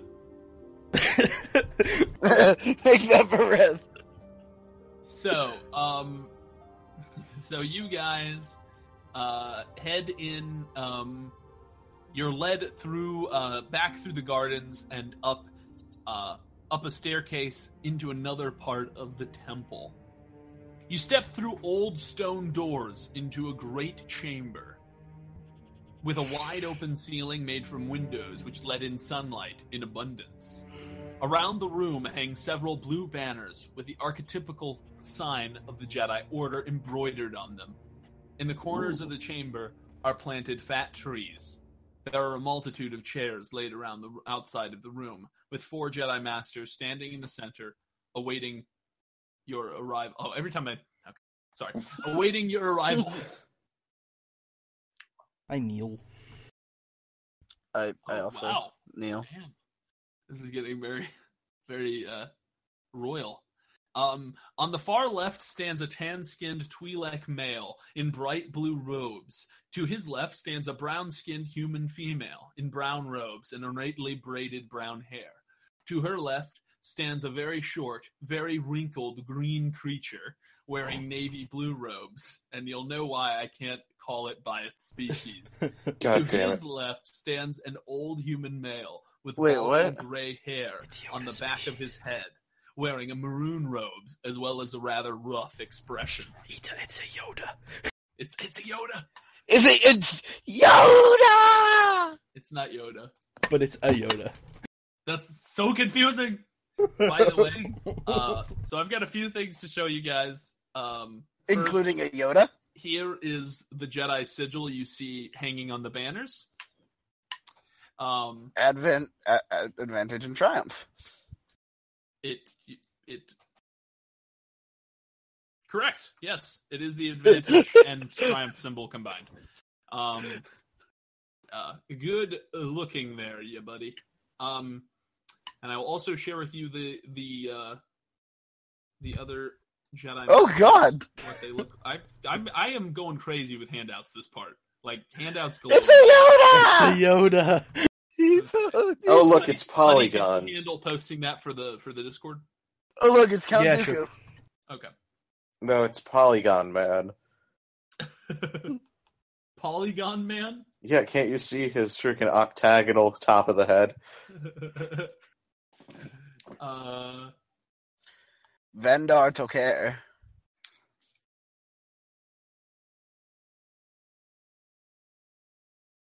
You can feel free to carry Marshall's- on while I'm doing this. Yeah, Oh. sorry. The human woman is the first to speak. You have come far to be here. I am Master Bala. On my right is Master Zar.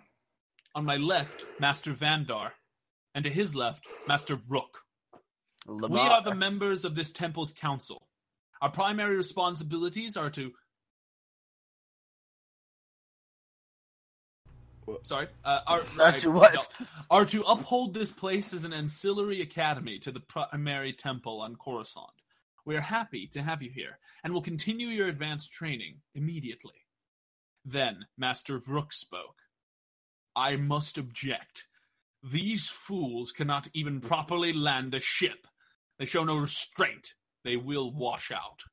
Then Master Zar spoke. Pay no mind to Master Vrook. I have faith in your abilities. He forgets that we are in no position to be picky ourselves. You all should know that our numbers of students are quite depleted as of late. A former student of ours has formed a coalition of sorts. He was able to rally many of our students under his banner, and they have left in opposition to our teachings. And finally, Master Vandar.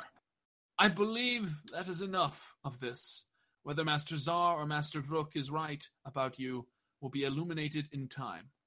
We shall assign you your teachers now. So that is that. Let me play the music again before we continue. No.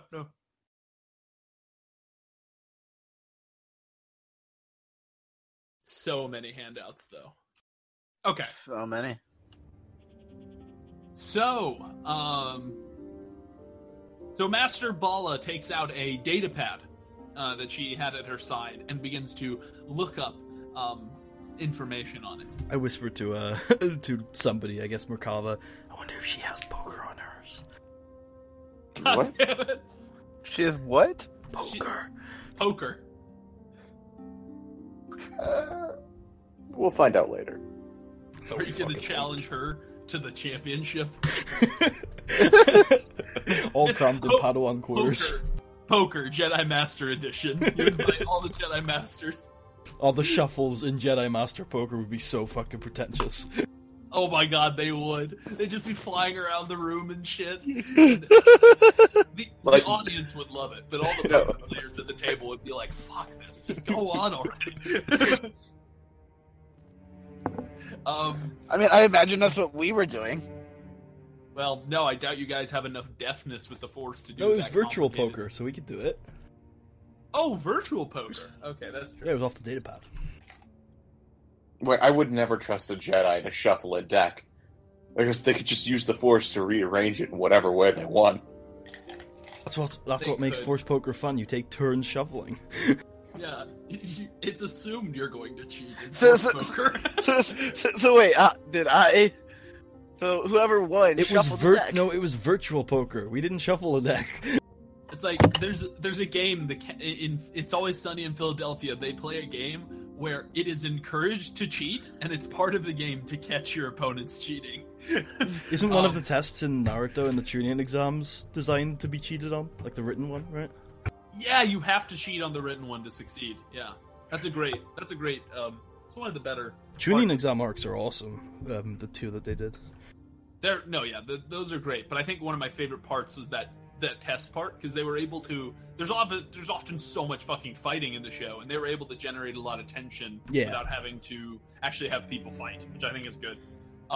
If I could recreate my species, I'd definitely be a Yoda right now. Well, there's no stats provided by the official book because LucasArts is very it's fucking 5, weird 5, 5, and 5. I think you'll find No. It's 0 one. brawn, 5, and everything else. Yeah, I was gonna say 0 broad, 5s across the board. Like, you can't even lift yourself up. I have to use a cane to walk. So, But then I'm super agile. Master Bala I need says. to be. Master Bala says, Etah, I step forward. you are. How do you feel about this? Being I feel this is where I belong. Strong words. You've just met us. I have followed the path of the Jedi my entire life, and this is just another stepping stone on that path. Ah, It is so the you right view us as a track. means to an end. I feel it is my life's destiny to become a Jedi. She giggles and says, "We will help you." She says, Giggles. well, not in like a really girly way, but giggles. Giggles to me just means she chuckles. She doesn't like. I'm not talking about like. She doesn't like do that. She just goes, She doesn't burst out laughing. Okay.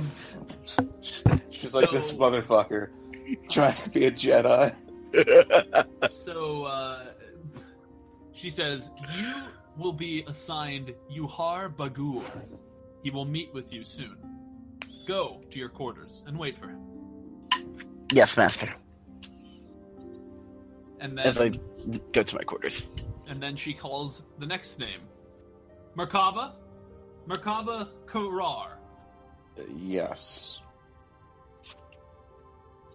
How do you feel about being here? Well, I haven't been here long enough to form my own opinion, but Suppose anywhere where I can learn more is a place to be. Well, there's wisdom in that. At least you haven't completely made your mind up like your friend. Fucking burn. She says, your master will be Erin K. You will wait for her in your quarters. She will come for you soon. As you wish. And finally, Xiaolet Brakegu. I haven't said your last name in a while. I step forward and kind of like... Brakegu.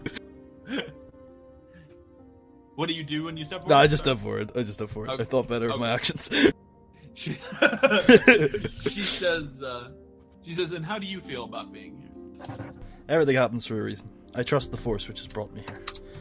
You are such a fatalist.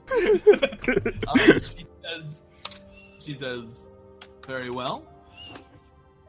Your master will be Val Isa.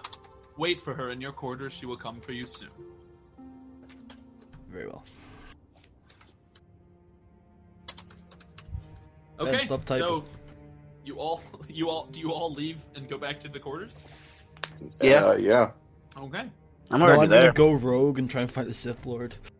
I didn't know if one of you wanted to ask any of the master's questions before you left. Wait, are you actually gonna do that, buddy? Let me You've been think. taking a weird stick up to the masters, and they're like, "What are you doing?" And you're like, "Testing you for Sith."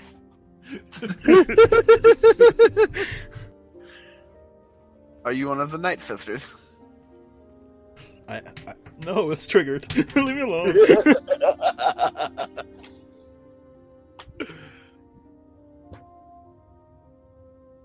Okay. I can't think of anything to ask them. Okay, so you go back to your quarters. Sounds good. So, after some time, who should come first? We'll say Val Isa. Who's ready for another handout? I am. Hey! I feel like I'm just being beaten with new characters. Yeah, that's pretty much what this session is. It's me beating you to death with characters. Who's my I know, master? Pretty hot, right? Anyway, You could teach me I said any that about day. all the females so far. like basically a babe. Even Tentacle Head? Okay, maybe not her. Although in her own species way. Who is Valisa again? Val Isa is your master. Oh, okay. Oh, What did you mean when you asked who is she? Did you mean who's master? yeah. I'm asking him. Oh shit, I pushed the wrong button. Yes, that's exactly what I meant. Okay. It was a big question, so I just answered what I assumed you meant. You did a good job, my man. Yeah. Okay, so, you could just say that. She extends her hand. I mean, it's in the video now. She extends her hand and says, which one of you here is named Charlotte Burkegu? Burkegu, Jesus. I'd say Burkegu. I don't mind, but it's Brakaku, and that's me. Brakagu, thank you. I mean, I needed to know that. Burkegu. No, she did. Brakagu. She says, Brakagu. Do you have any names do you have any short names you like to be called? You can call me Xiao. Xiao. It's good to meet you, Xiao. I am Val Isa. You can call me Master Isa or Val, whichever you prefer. Thank you, Master Isa. She extends her hand to shake yours. And I reciprocate.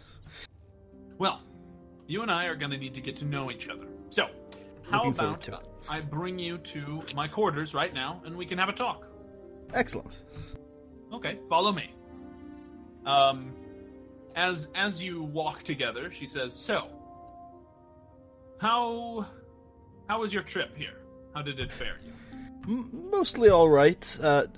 From Coruscant, or from Ilum, or in the last couple days. In the last couple of days. It was mostly alright. We got a lot of time to train on the ship and, reflect, Excellent. but the landing was a little harsh. Oh, yes. I heard about that. I no doubt you were scorned by some of the masters. Well, luckily, my friend Etah.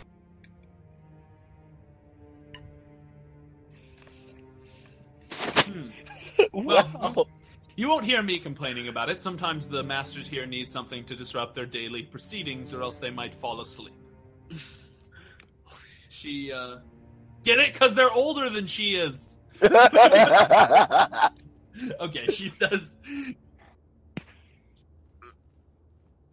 Ah, a political-minded student, I see. As you say that, you both arrive at her door, and she opens it. It is a mostly, it's a small room with two padded circular chairs that are not backed. They seem to be meant for sitting on in a sort of meditative position. And there is a very large plate glass window which opens up into some gardens outside. And she says, "Sit down."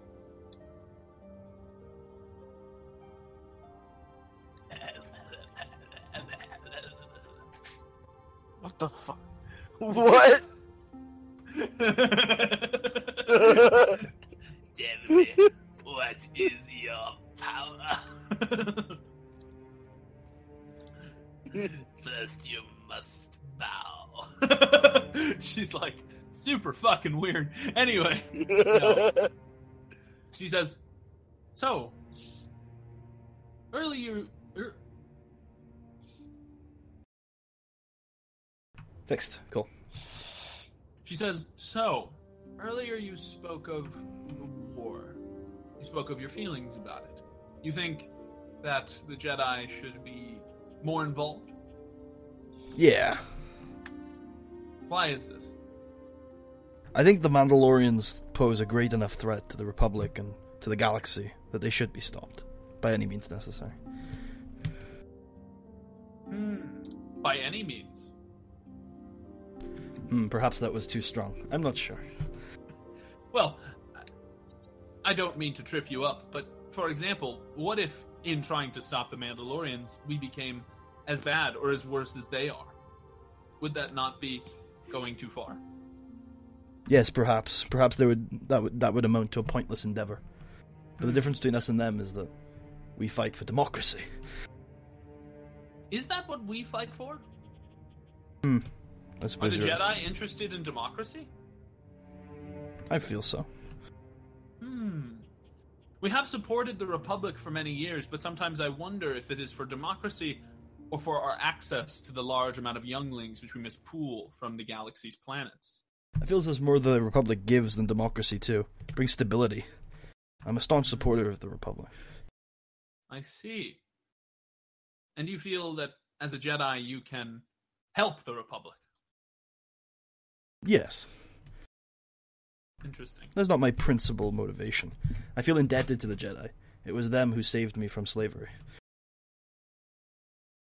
Tell me more about that. You were a slave? Yes, when I was very young I failed to become a fully mature Night Sister and was sold into slavery. Dear. That is upsetting. How did you escape? I was saved by a number of Jedi. A number? Interesting. I believe it was 3. It was many years ago, and I tried to suppress some of my memories. How do you feel about the way in which the students are taught here? Certainly you know how it is different than how you are taught at Coruscant. Yes, I feel in Coruscant it was too, how to put it, standardized. I am partial to agree to how it is done here. I feel it is more personal, and particularly in my life, I've always felt my connection to the Force to be a very personal one. Yes, I agree. I think personal connections are the strongest often. Well, enough talking about our days for now. I think it's time that we have your first lesson. Excellent. And she, so you guys begin learning. So the way the learning is going to be with with these guys, these characters, is gonna be. What the hell? I don't know what that was. Yeah. So, the way the learning with the characters is gonna go is with your masters is every time you learn something from your masters, you will get to choose to invest 10 XP. That's why this session's a huge XP boon altogether. Are we getting like normal XP at the end of the session, or does this cut into it? You will get normal XP. This is a huge XP boon. But there won't be as many achievements as there usually are, so it's unlikely you'll get a lot of 5 XP bonuses at the end for obvious reasons. But we'll still get the 20 XP for completing. And so you get so each master has a set of skills that they are. It's not that each master can only teach these things; it's that they focus on these things. This represents what they believe a good Jedi knows, and what they think is most important. So the things that Vault Isa can teach you about, or I should say, not can, but will teach you about, are the following. And you can invest 10 XP every time she teaches you into one of these things. So you get the choice, but you don't get to choose from a list of everything. So the list she has is the Bind Force Power. I think I'm going to write this down, so give me a second. Okay. Just going to get up my notes, because if this is going to be a consistent thing. And it is character info other. Okay, go for it. Bind Force Power. Foresee Force Power. Heal/harm Force Power. Influence Force Power. Misdirect Force Power. Seek Force Power. And the skills Charm, Deception, Medicine, Negotiation, Knowledge Lore, Knowledge Xenology, and any talents in the Advisor Specialization tree.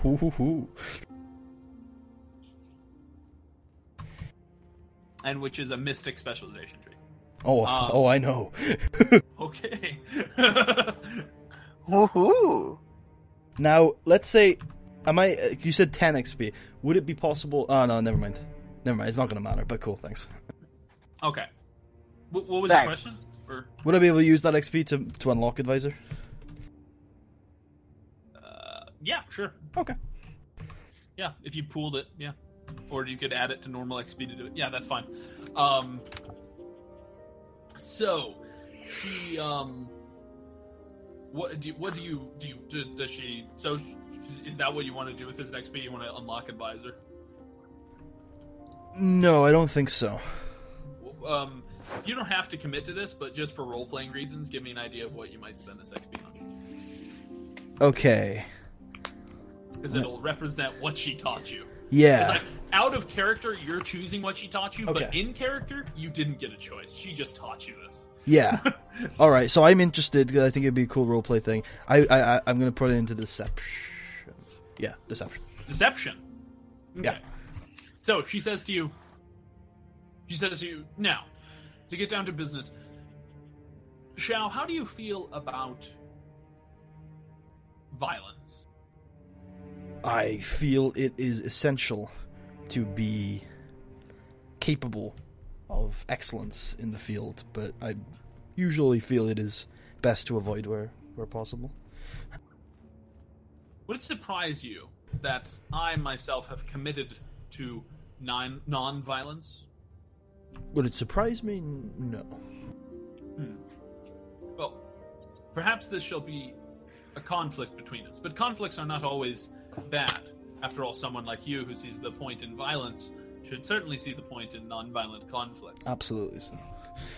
But one thing I want to teach you is the idea that there are many ways to solve a problem besides attacking your enemies. And one of them is lying. There will be many situations, and this is something many Jedi Masters will not discuss with you, for they think lying to be a callous and something perhaps they think that the Sith would do. But I disagree.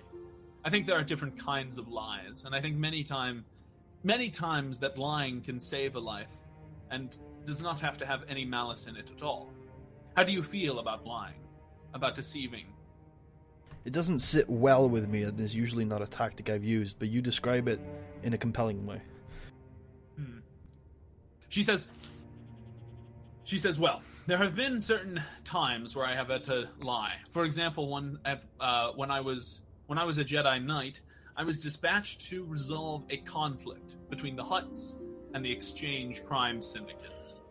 I found that while I was negotiating, there was an impasse that could not be reached, and if I told Zangu the Hutt, the one I was negotiating with, the truth of what the Exchange did to his daughter, there would have been a war. Thousands would have died, and Nalhutta would most likely have been invaded.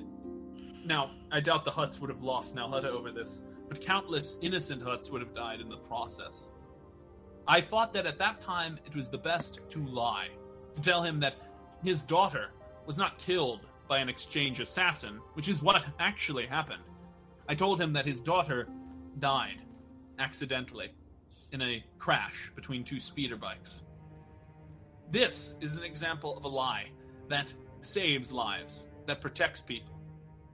I believe that this is the type of lie that you may one day need to make. So, I shall teach you some of the skills and some of the ways in which I lie to people. Okay? And then, I'm not going to actually roleplay that part of it. But yeah, she gives you a lesson. She goes into lying. She tells you some of the, ways she does it. She tells you how to look at people and how to, focus on their eyes and not to look away, not to scratch your nose, not to fuck around with your face while you're lying to them. She teach me how to use my hand signals to influence them. Oh, to use the influence force power, you mean? I have the control that lets me add it to deception checks. She might talk about that, yeah. That may be something more that she would talk about if she was teaching you the influence force power, but we can say that's sort of included in the lesson, yeah. I mean, you can, after this, you can technically spend it on that if you want to, if you... No, I've already got it, is what I'm saying. Oh, great, okay. So, a few seconds later, after a while, you are taken back. She dismisses you. She says, this was, I think, a productive lesson. While you're here at the temple, we will have a few of these lessons, at least one every week. In the meantime, when you're not taking lessons from me, you can study in the archives, you can spar with your fellow Padawans, or you can go to other masters for advice if you feel that you are tiring of my teachings. Should I be concerned with getting my lightsaber constructed, I ask? Oh shit, okay, yeah. The character is apparently as forgetful as I am in real life. Nervous rustling of papers. Hold on, I got it here somewhere. Wait, what's that? Oh, yes, your lightsaber. All of a sudden she has a script in her hand and she's like, wait, shit. I skipped a page, hold on. I was hoping you'd forget about that, non-violence and stuff. She's like, I will never teach you! She's like, give me her crystal, I shall teach you. And then she smashes it with a hammer. But you have a lightsaber! That would crush your spirit so much. Alright, Marshall, it's been a good run. She teaches... No, she's like, oh shit, I forgot! She's like, oh, and one more thing. I usually forget this because I am... As I said, I'm apt not to use it usually. Although, even if you're someone like me who doesn't like to kill people, lightsabers can come in handy. There's been quite a few... Like when you're cutting bread. I was going to say cutting steel, but bread is... Hey, it makes toast. Cut. That is true, but seems you might overcook it a little. Toast. Might light it on fire. So she's going to teach you how to make a lightsaber. So the way this is going to work is you are going to use a mechanics check. Okay. Ah, shit. I know that's scary, but shit.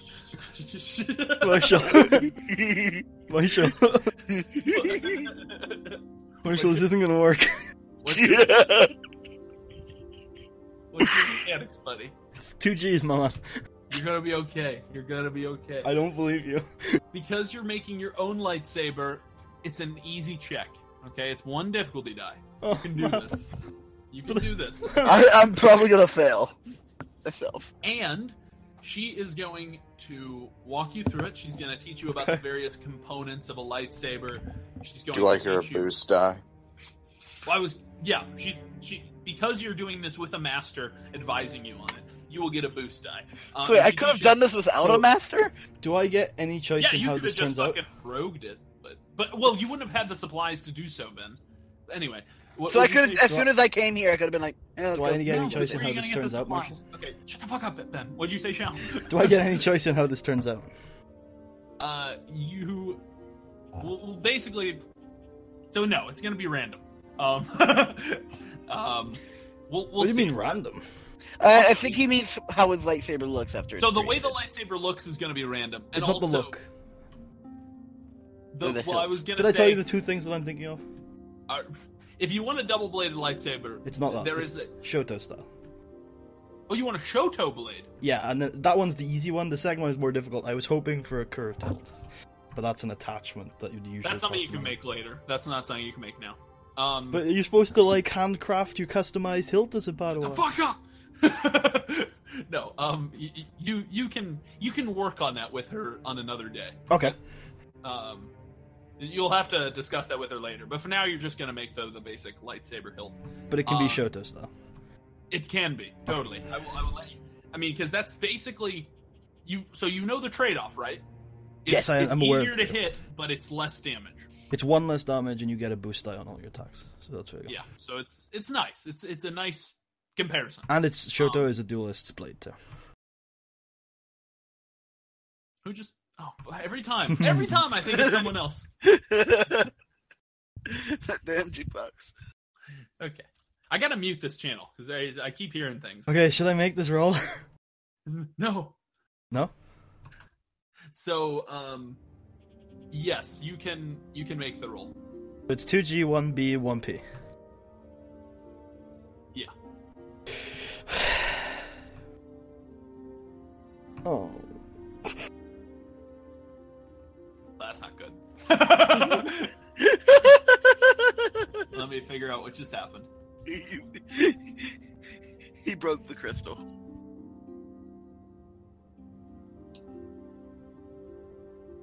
Sorry, Sham. You will never have a lightsaber. Your hands light on fire.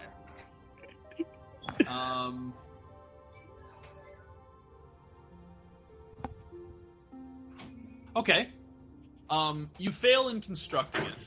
However, you do gain some knowledge of the way in which you failed. Okay. So I will allow you one of two benefits, and you can choose. You get to try this the next time you meet with your master. Okay. Your crystal isn't destroyed or anything. So the next time you meet with your master, would you rather have A, another boost die, or B, the ability to... So when you make it, you'll roll on a chart to decide what the lightsaber looks like. I will let you, I'll give you a +1 or a -1 that you can use to... You can basically alter what it looks like. The boost die. Which do you prefer? Okay. Boost die. Okay. So you get 2 boost die the next time you try this. But for now, the master says, how about you take a break? We'll try it the next time we meet.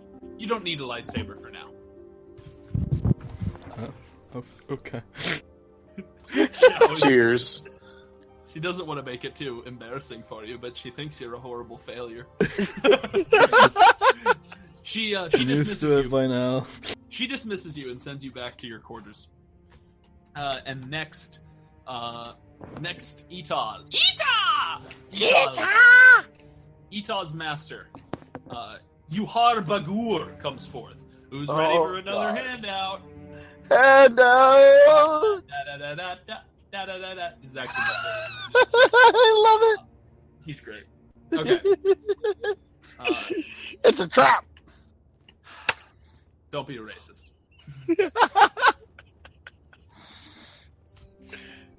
So, Yuhar Bagur steps forward and he says, so, which one of you He is says, my bark. student? I am Etah.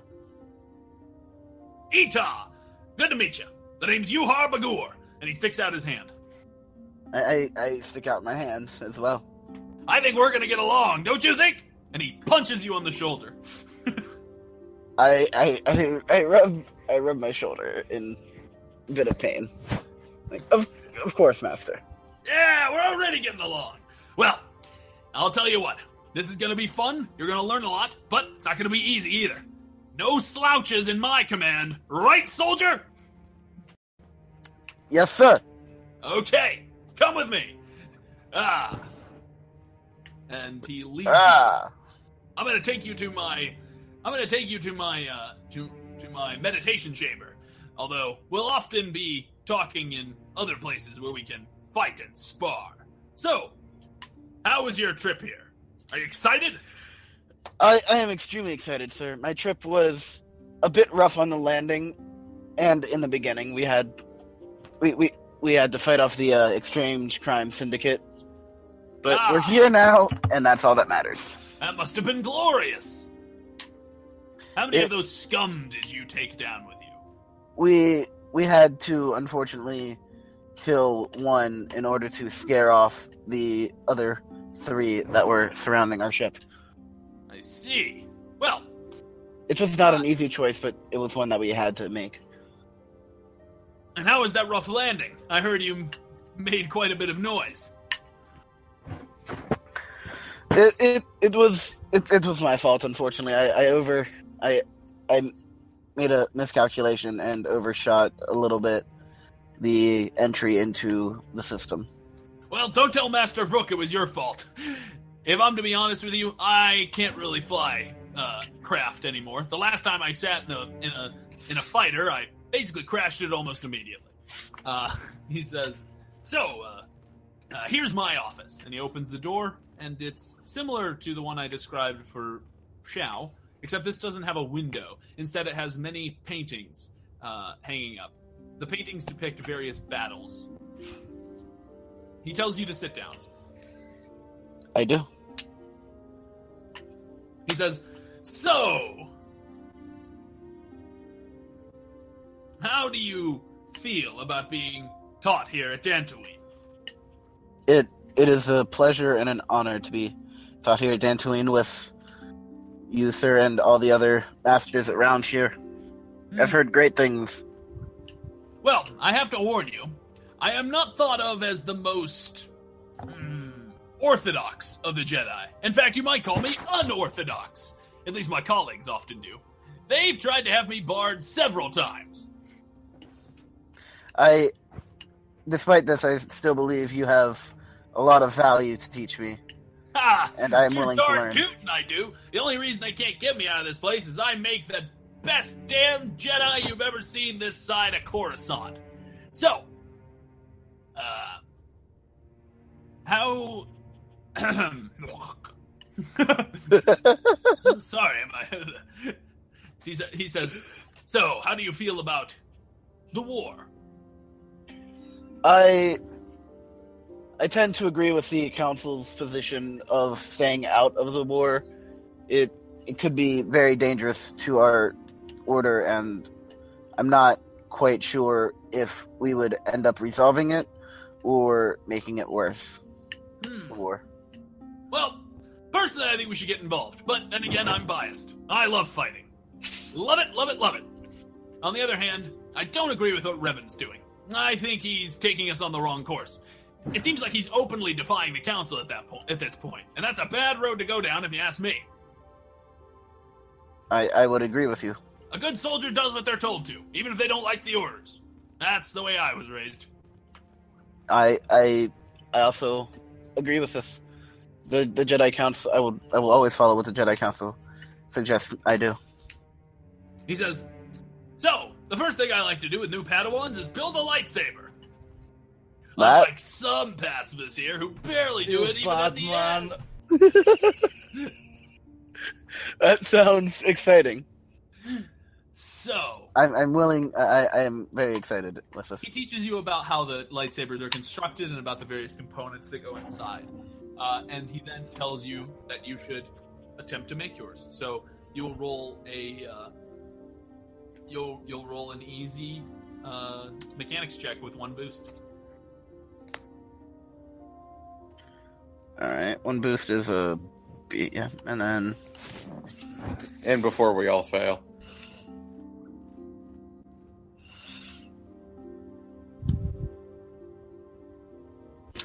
lightsaber! You are great and powerful. You shall use this. Ooh, if you got one more advantage, you could have reduced its encumbrance by 1. Oh well. Can't get Too everything. bad I don't have a destiny die. So, Well, I don't think that would actually I work. could have made this harder. You could have. You should Do have. that to the next person. Fuck you. So, I mean, I'd be willing to re-roll if you want to use a destiny die. no, that makes no sense. You are, so he teaches you and you begin to assemble the lightsaber. So the way I'm going to do this is you are going to roll a d20. You may, if you roll a 19 or a 20 on this, you can opt out of that, but the rest will be, whatever you get will be mandatory. So roll a d20. What'd you roll? 15. Okay.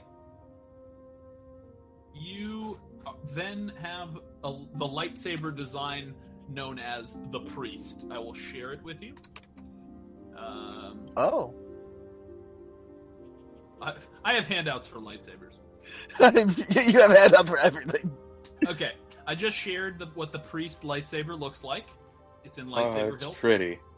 I actually really like that design. That's actually awesome. Yeah. It's one of my favorite ones. It looks really cool. He looks at it after you've made it and says, "Now that's a darn tootin' good lightsaber you got there. Thank you, Master. I'd be proud of it. Well, why don't you fire it up?" I do. I fire it up. Cut off his arm. No, I'm just kidding. Oh no, Master, I'm sorry. He's like, "It's fine. I'll glue it back on."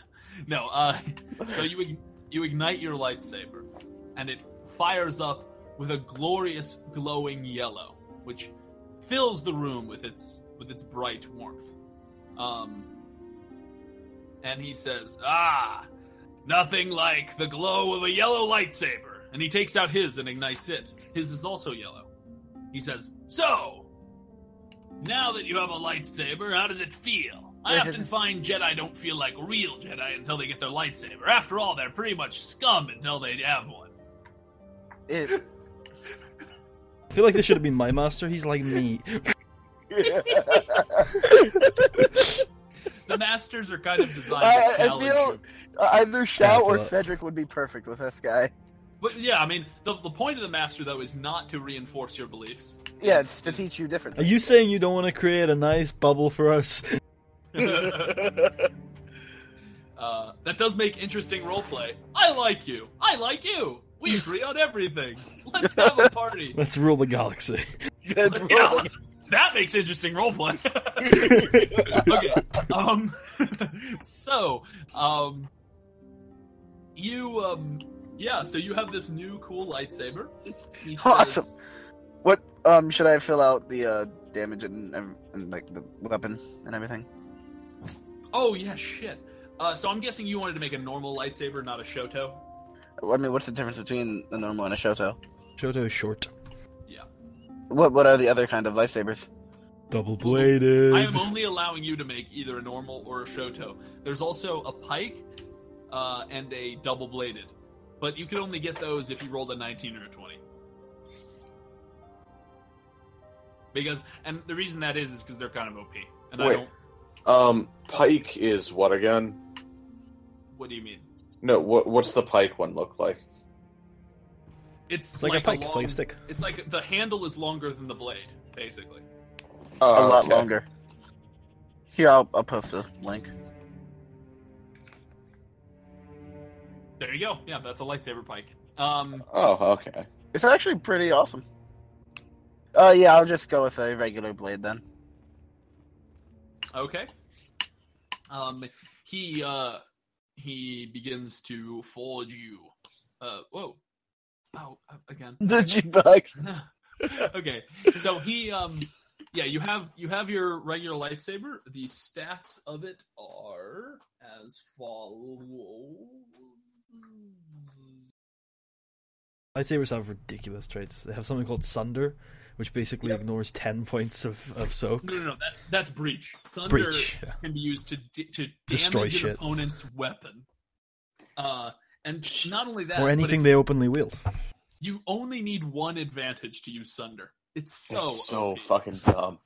And if you have like 4 of them, you can take it from fully repaired to destroyed if you take, because you can use multiple at a time. Personally, I think the fun of a lightsaber is how awesome it is, and I'd be pissed if they made lightsabers kind of weak in the name of balance. I am glad. And I think they are relatively balanced because the damage isn't like ridiculous. But it does ignore ridiculous amounts of soak. So it is kind of. It's not all soak, alright? Well, It's 10 points of soak. I mean, it is a lightsaber. Okay. If it hits you, it's going to cut ignore off. all the soak on any regular sort of enemy. Because it ignores all the soak, you can crit on it whenever the only fuck you thing that's want. good at like ships are basically the only thing that you're not gonna completely armor pierce. Well, no. There's also going to be like special like monsters that will have more than 10 soak. Snoke? But if they have like 14 soak, you do 5 damage anyway. So you're still overpassing the soak, which means you can crit. Because you need to get over the soak to crit. That's the only real problem with it. Yeah, they also have really high crits. And when you upgrade a lightsaber, it gets really powerful really quickly. Like Shoto having accurate. Ugh. Well, that's not even an upgrade. Like you can upgrade the crystal to have a damage of the like, crystals are super fucking expensive. What are the advantages to Shoto and regular blade? Shoto has one less damage, but it weighs less, so it's less encumbrance, and it has accuracy 1, which basically gives you a boost die to every attack. But it's a duelist's blade, so leave it to me. I mean, we can both have a Shoto. No, let's be original, alright? And I'm short as fuck, and you're not, so leave it for me. I'm 5. How tall are you? I'm like 4'11", I think. Oh, wow, you are short. You're like a little kid. So, do you want the regular lightsaber or a Shoto? I'll take a regular one. Okay, so here's the stats for it. It's called the basic lightsaber. Actually, you can just call it lightsaber. Basic's a bit condescending. It's a lightsaber. It uses the lightsaber skill. It deals 6 damage. It has a crit of 2. It has a range of engaged. What is that noise? That's someone's nose. I think it's Ben's. It has. Hey, how is this making a noise? It has an encumbrance of 1. It has 5 hard points. 5 hard points. It's worth 9,300 credits. Jesus Christ. It has a rarity of 10. And it has the special qualities of Breach 1 and Sunder. Marshall, you may want to edit that rarity since that's from a time period after the Jedi were extinct.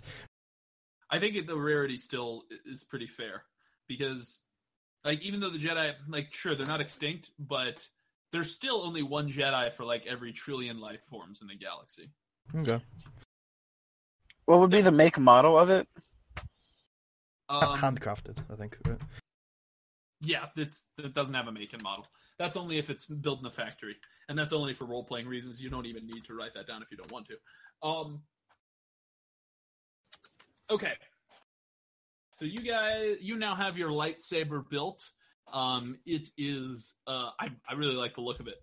You can save that picture or do whatever you want with it, Ben, but I'll leave it up for you.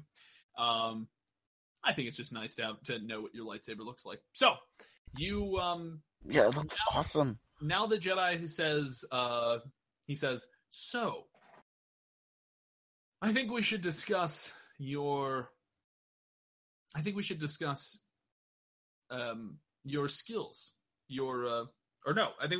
should, sorry, I need to get into character. I think we should get to your first lesson. What do you think, kid? I believe I am ready, Master. Yay! Sounds good. I love this guy. So, the things he can teach you about are the following. Enhance force power. Foresee force power. Are you going to write this down like Putty does? Yeah, just 1 second. Tell me when you're ready. Master teaches. Enhance force. Enhance force power. Foresee force power. Influence force power. Misdirect force power.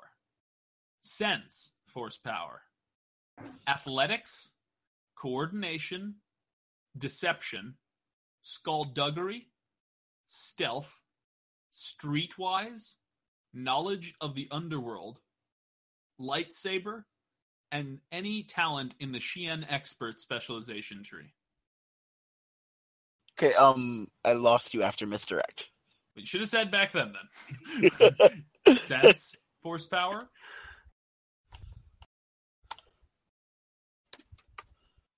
All right. Athletics. Okay. You learned to type in the 1940s. Marshall, are Yes. you reading from a written down list right now? Yeah. Why don't you just, copy and paste it? Here's the rest of them. Good idea, Putty. Thinking with our Thanks, noggin. It took me a good hour, I think, to come up with it, but still. Okay. Can you copy and paste that, Ben? Those are the rest after coordination in Discord. You see it? Oh, he's muted. Okay. Well, anyway, while you're doing that, I'm muted? Oh, okay. Coordination. I wish you had stayed that way. So after coordination, the things I posted. The things I pasted, do you see those? Yeah. Okay. All right. I'll take my first lesson in lightsaber. Okay. He says, so, me being me, I think we should cover how to use that thing you just made. It's pretty hard. And, well, if you're anything like I was when a Padawan, you might accidentally cut off your master's foot. So let's not do that, because I don't want to lose any of my feet. I love this guy. He says, so, what do you know about lightsaber forms? I know. The voice of Shao rings in his head. Form 2 I know. best form. Wait, what? The voice of Shao rings in your head from training. Form 2 best form. I know my friend Shao makes fun of my other friend Merkava for his form, and Shao likes form 2. Well, what we will be dealing with today is the form that I am most affiliated with. The one I think, I would like to say, I have mastered. Although, I am not so arrogant to say that I do not have more to learn. Today you will be learning more about Form 5, Xian, otherwise known as Jim So. Do you know anything about Xian? I am unfamiliar with the concept. Okay, that's pretty extreme. He says, what is Xian?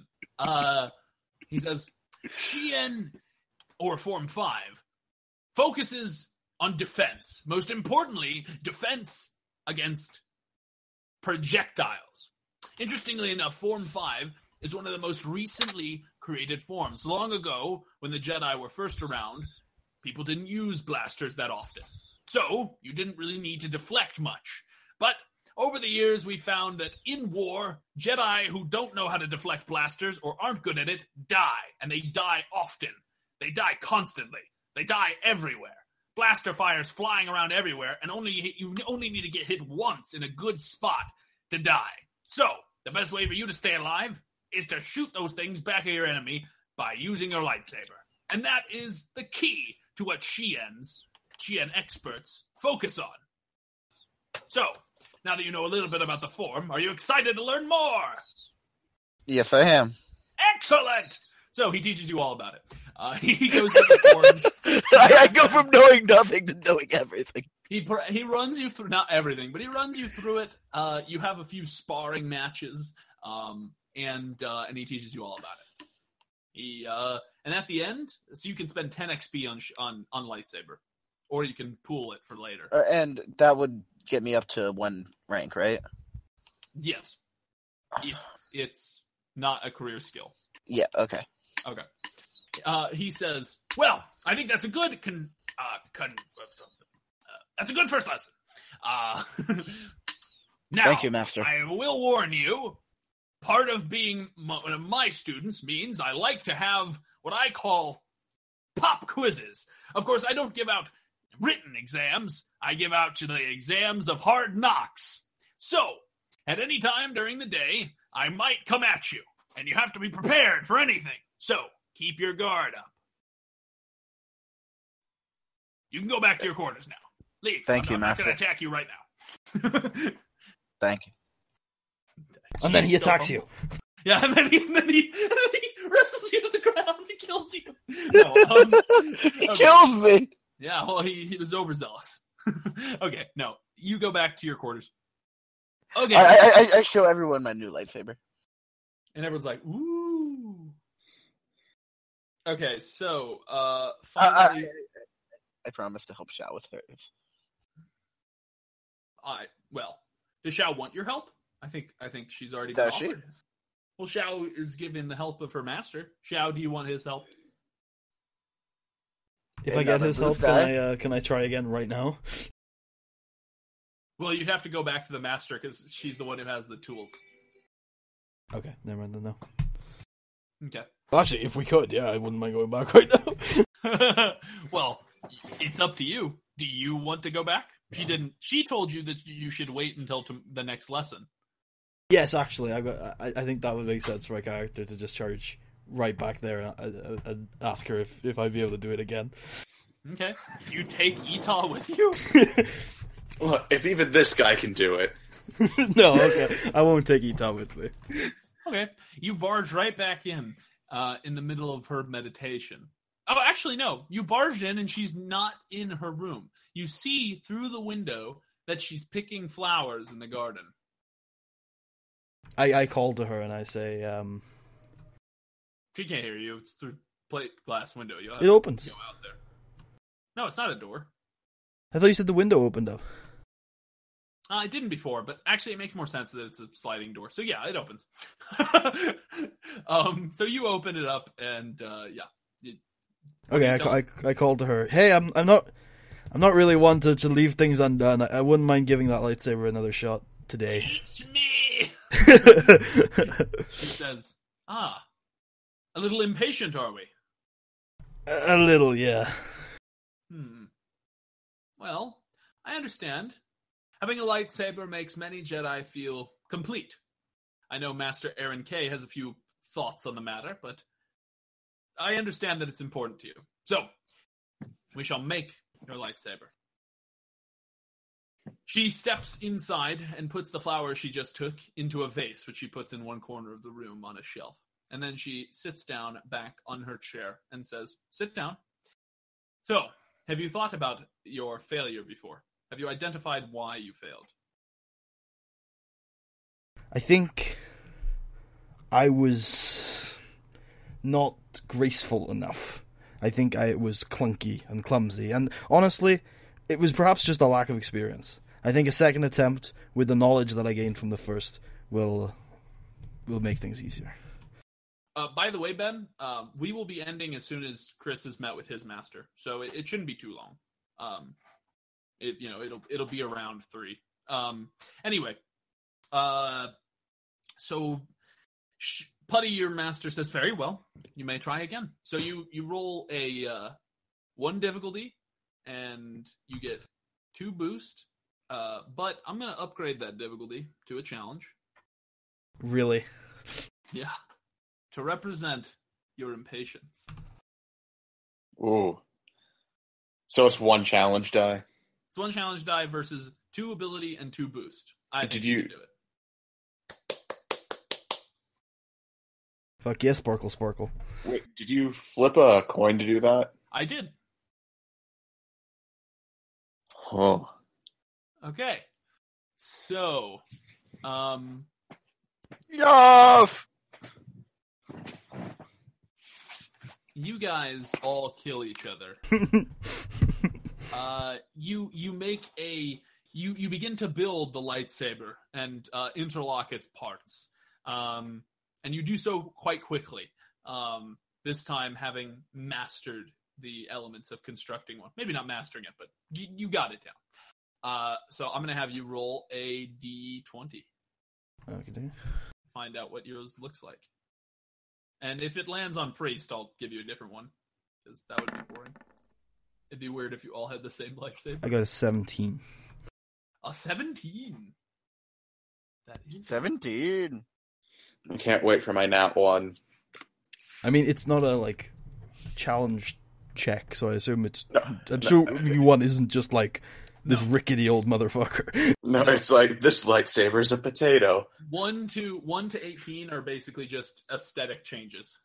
19 and 20 are the give differences in power, but it does. If you get a 1 or an 18, it doesn't matter. It's just okay. So the name of this lightsaber is called the Sentinel. Oh, but that would be perfect for mine. I am a Sentinel. Now shut up. You don't get it. God. And here's yours. Works for me. Works for you. Okay. Don't like it as much as the previous. Smash it. Retry. Look, I'm gonna be getting a curved one like sometime these next 5 years. Well, you can add a curved hilt to it. It doesn't look very curvable. No, it does not. Why do you think the end is shaped like that? It's for add-ons. Yeah, exactly. I mean, you're not just a curved hilt doesn't come from just bending the hilt. Not where you come Ben's from. hilt. Okay, so you have a lightsaber with the following stats. I can grab them if you want to move on with Chris. Sure. Just right. It's since it has an Ilum crystal, it's just the basic Shoto that is listed in the book. On page 177 or around there. So, Chris, you your master comes to meet with you. Aaron Cray. Favorite.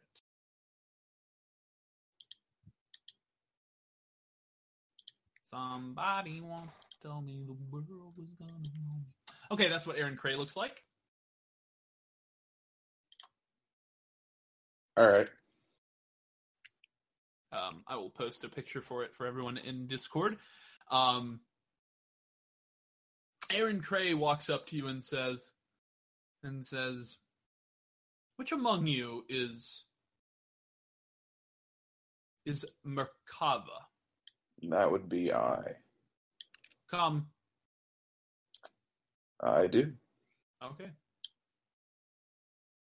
She walks you, and she walks in silence. Do you say anything to her?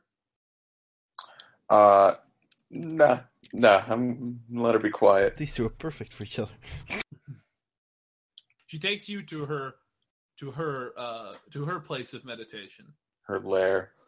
which is very much like the other ones, except that it is a completely white room. It has no features, pictures, or anything to look at. She tells you to sit on your chair, and she sits on hers. My name is Aaron Cray, and Aaron K, sorry. My name is Aaron K, and I will be your teacher. What is your goal in coming here? Well, firstly, it's to learn. What do you want to learn? Well, most of all, how to harness the Force. Once you have harnessed the Force, what will you do with it? Well, my plan is to aid and protect those around me and who I care about. That sounds like it's taken right out of the book. She says, protect others. What is your goal here? Well, I want to, if the time should come, I want to be able to protect those around me. But why? What are you protecting them for? To keep them around. To keep them around. No, people don't tend to make great friends if they're dead. Good point. So friends are important to you? Very. How many friends do you have? A handful. Most of them are out there. How many friends do you need?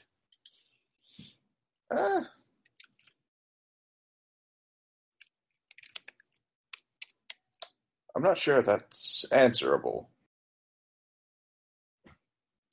What if I were to take one of your friends away? Would you have enough? It's not a threat. Oh, I suppose not. I mean, I suppose what more I meant is I'll never know until I have enough. So you don't have enough now. Well, no, but I don't feel a lack of them. So you have enough. I mean, at the same time, I'm always open to more. Some More. arbitrary number won't determine if someone can be a friend with me or not. I see. You're an interesting person. What do you think of the Jedi? The Jedi? Yes, us. What do you think of us? Well, I see you as sort of an upholder of, justice and, peace and everything that is supposed to be good. Whether or not that's always been the result of the Jedi's actions is not important. What matters is that's what you're trying for. Yes. That is a common thing I hear. We are here for good. We're here to uphold order. So that is your goal, to protect your friends and to protect strangers as well? If they need it. Very well. I shall give you the knowledge and power you need to protect your friends. I only hope that when you have this power, you truly find yourself satisfied. I have trained people before who have come in here with the purest of intentions to only fall to the power I give them. Are you ready? As I'll ever be. Very well. Let us begin by constructing your lightsaber. Ooh boy. A lightsaber is the tool of the Jedi. It is their ultimate weapon. And often, without one, they are nothing but a child, a baby, alone in the world. I have found many Jedi to be bested by non-Force users simply because they didn't have their lightsaber with them.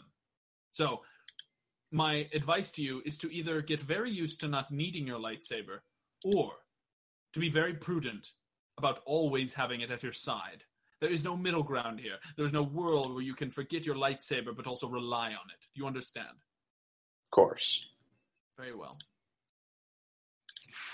She teaches you how to construct this lightsaber, using the same overbearing, condescending tone she has been using throughout this conversation.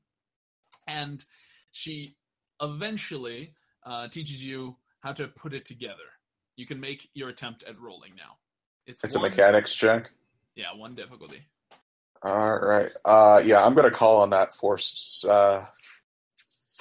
coin flip one. Flip it! All right.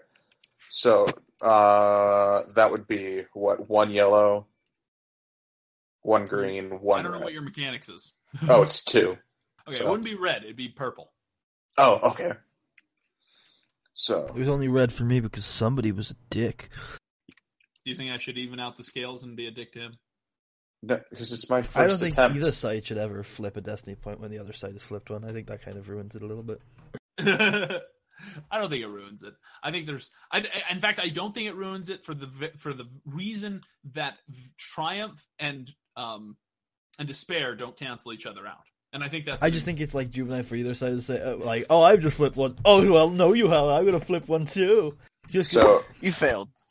I think on every roll, on rolls like this, it'd be silly. But like you didn't roll properly, Chris. I didn't. He But didn't. the only thing would have been a second purple, but you failed anyway, so I imagine you just take it. The only thing that could have happened is you failed worse. How would he have failed worse? Another fail roll? But he only rolls 1 purple. I thought you... Oh, yeah, he does roll one purple, my bad. No, I'm like, Putty, no, that's the proper roll. What you Wait, need to know, so I rolled wrong then. I should have rolled just 1 red instead of 1 red and a purple. You rolled 1 red and a purple? Yeah. Let me go back. What do you know? Yeah, you he did. succeeded. We need to go back. But wait, if I hadn't rolled that purple, I would have had 3 advantage. You need to roll a boost die, Chris. Wait, what? Here we go. You need to roll boost die to add to this. You forgot. Reroll Oh, everything. boost die. Got it. Okay, yeah. So, Should I just roll the boost die? Just or roll no? the boost die. We'll add it onto your roll. Come on, success. Success. You need success. Yeah! No, that's a triumph, right? No, that's a success, what you just rolled. You also have a triumph. You have Yeah. triumph. So, you A positive triumph. a really fucking good lightsaber. Basically, it's the tits. It's amazing. I will allow you to use this triumph to upgrade your crystal right now in any way you feel. Holy shit! Not in any way, actually. There's a specific way. All the crystals are really fucking good.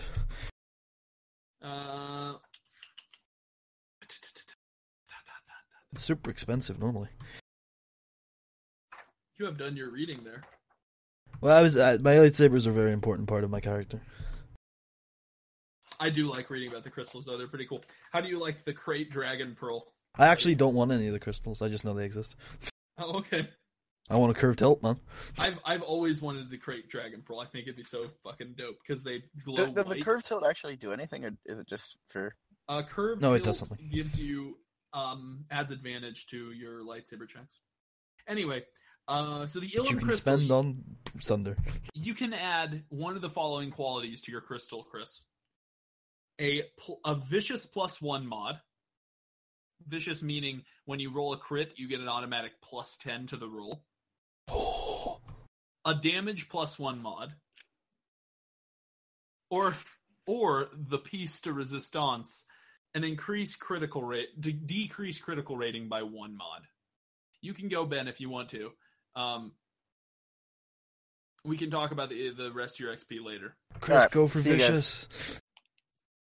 Okay, so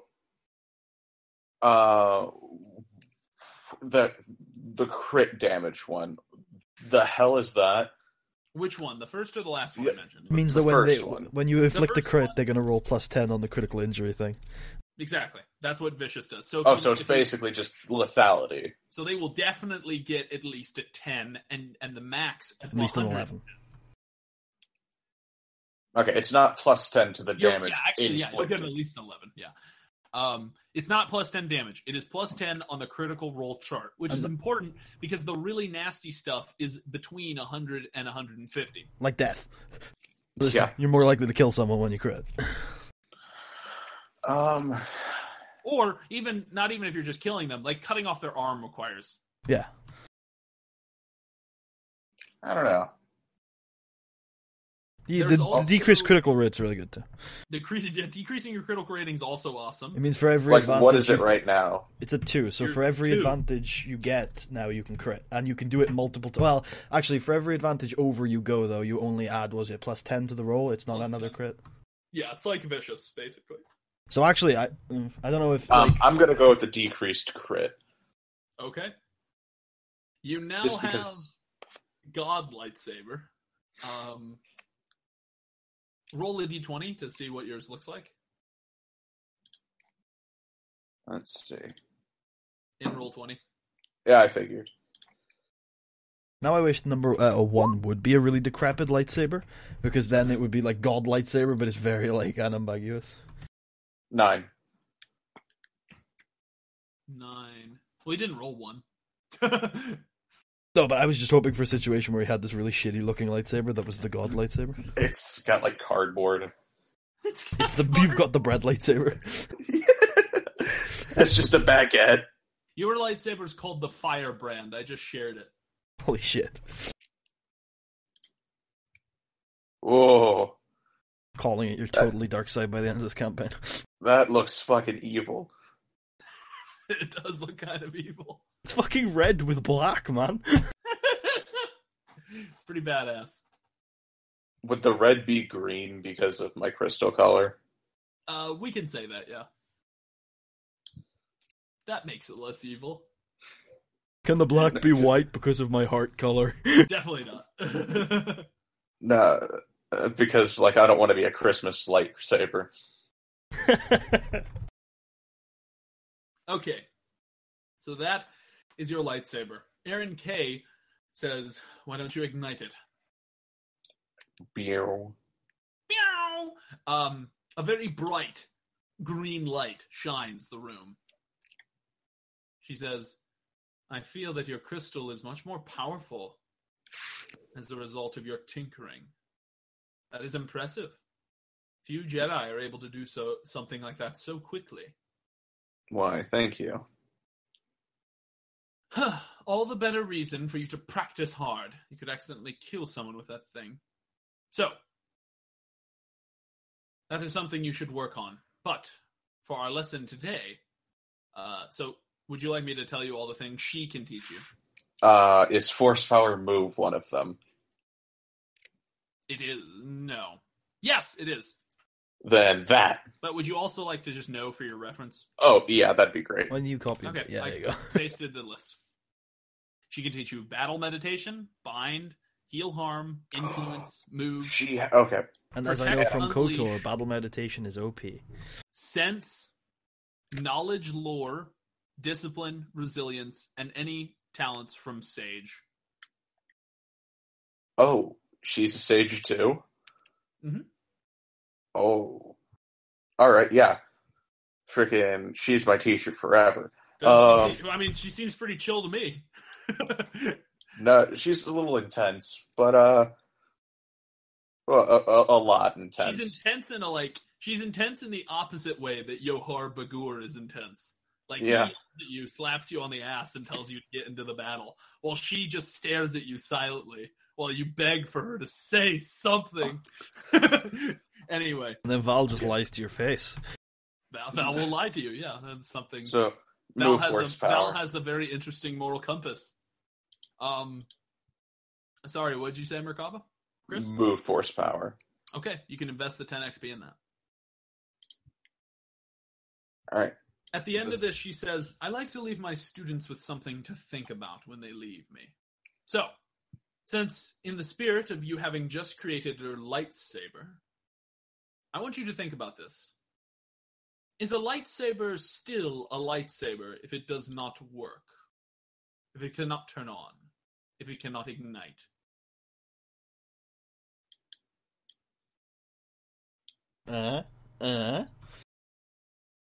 Well, yeah.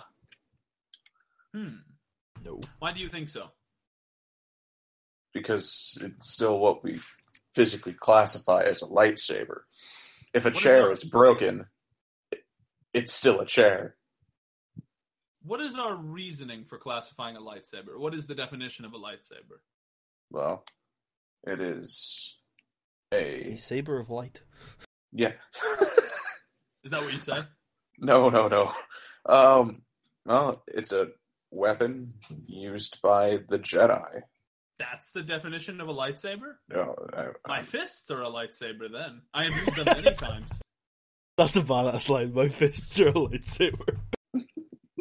How many lightsaber fists? Just like light-filled fist gauntlets. Oh my god, that'd be so cool. No. She says, certainly that is not an adequate definition. Search further. I suppose. I'll dwell on it. Come back to me when you have your proper answer. Hey, Chris! Okay. Hold on. So, that's the end of this session. Chris goes back to his quarters and rests. Let me check and hand out the end of session XP. But before we do that, we will say goodbye to the audience. Yeah, goodbye, guys! Alright, yeah, I'm back. Sorry. I hope you all had fun today. This was a lot of talking today. Oh, So, yeah, no, for I audience loved members it. who enjoy the fighting, the fighty fights, this wasn't a great one, but what can you do? What do you know? Maybe next time I'm going to murder everyone. See you guys!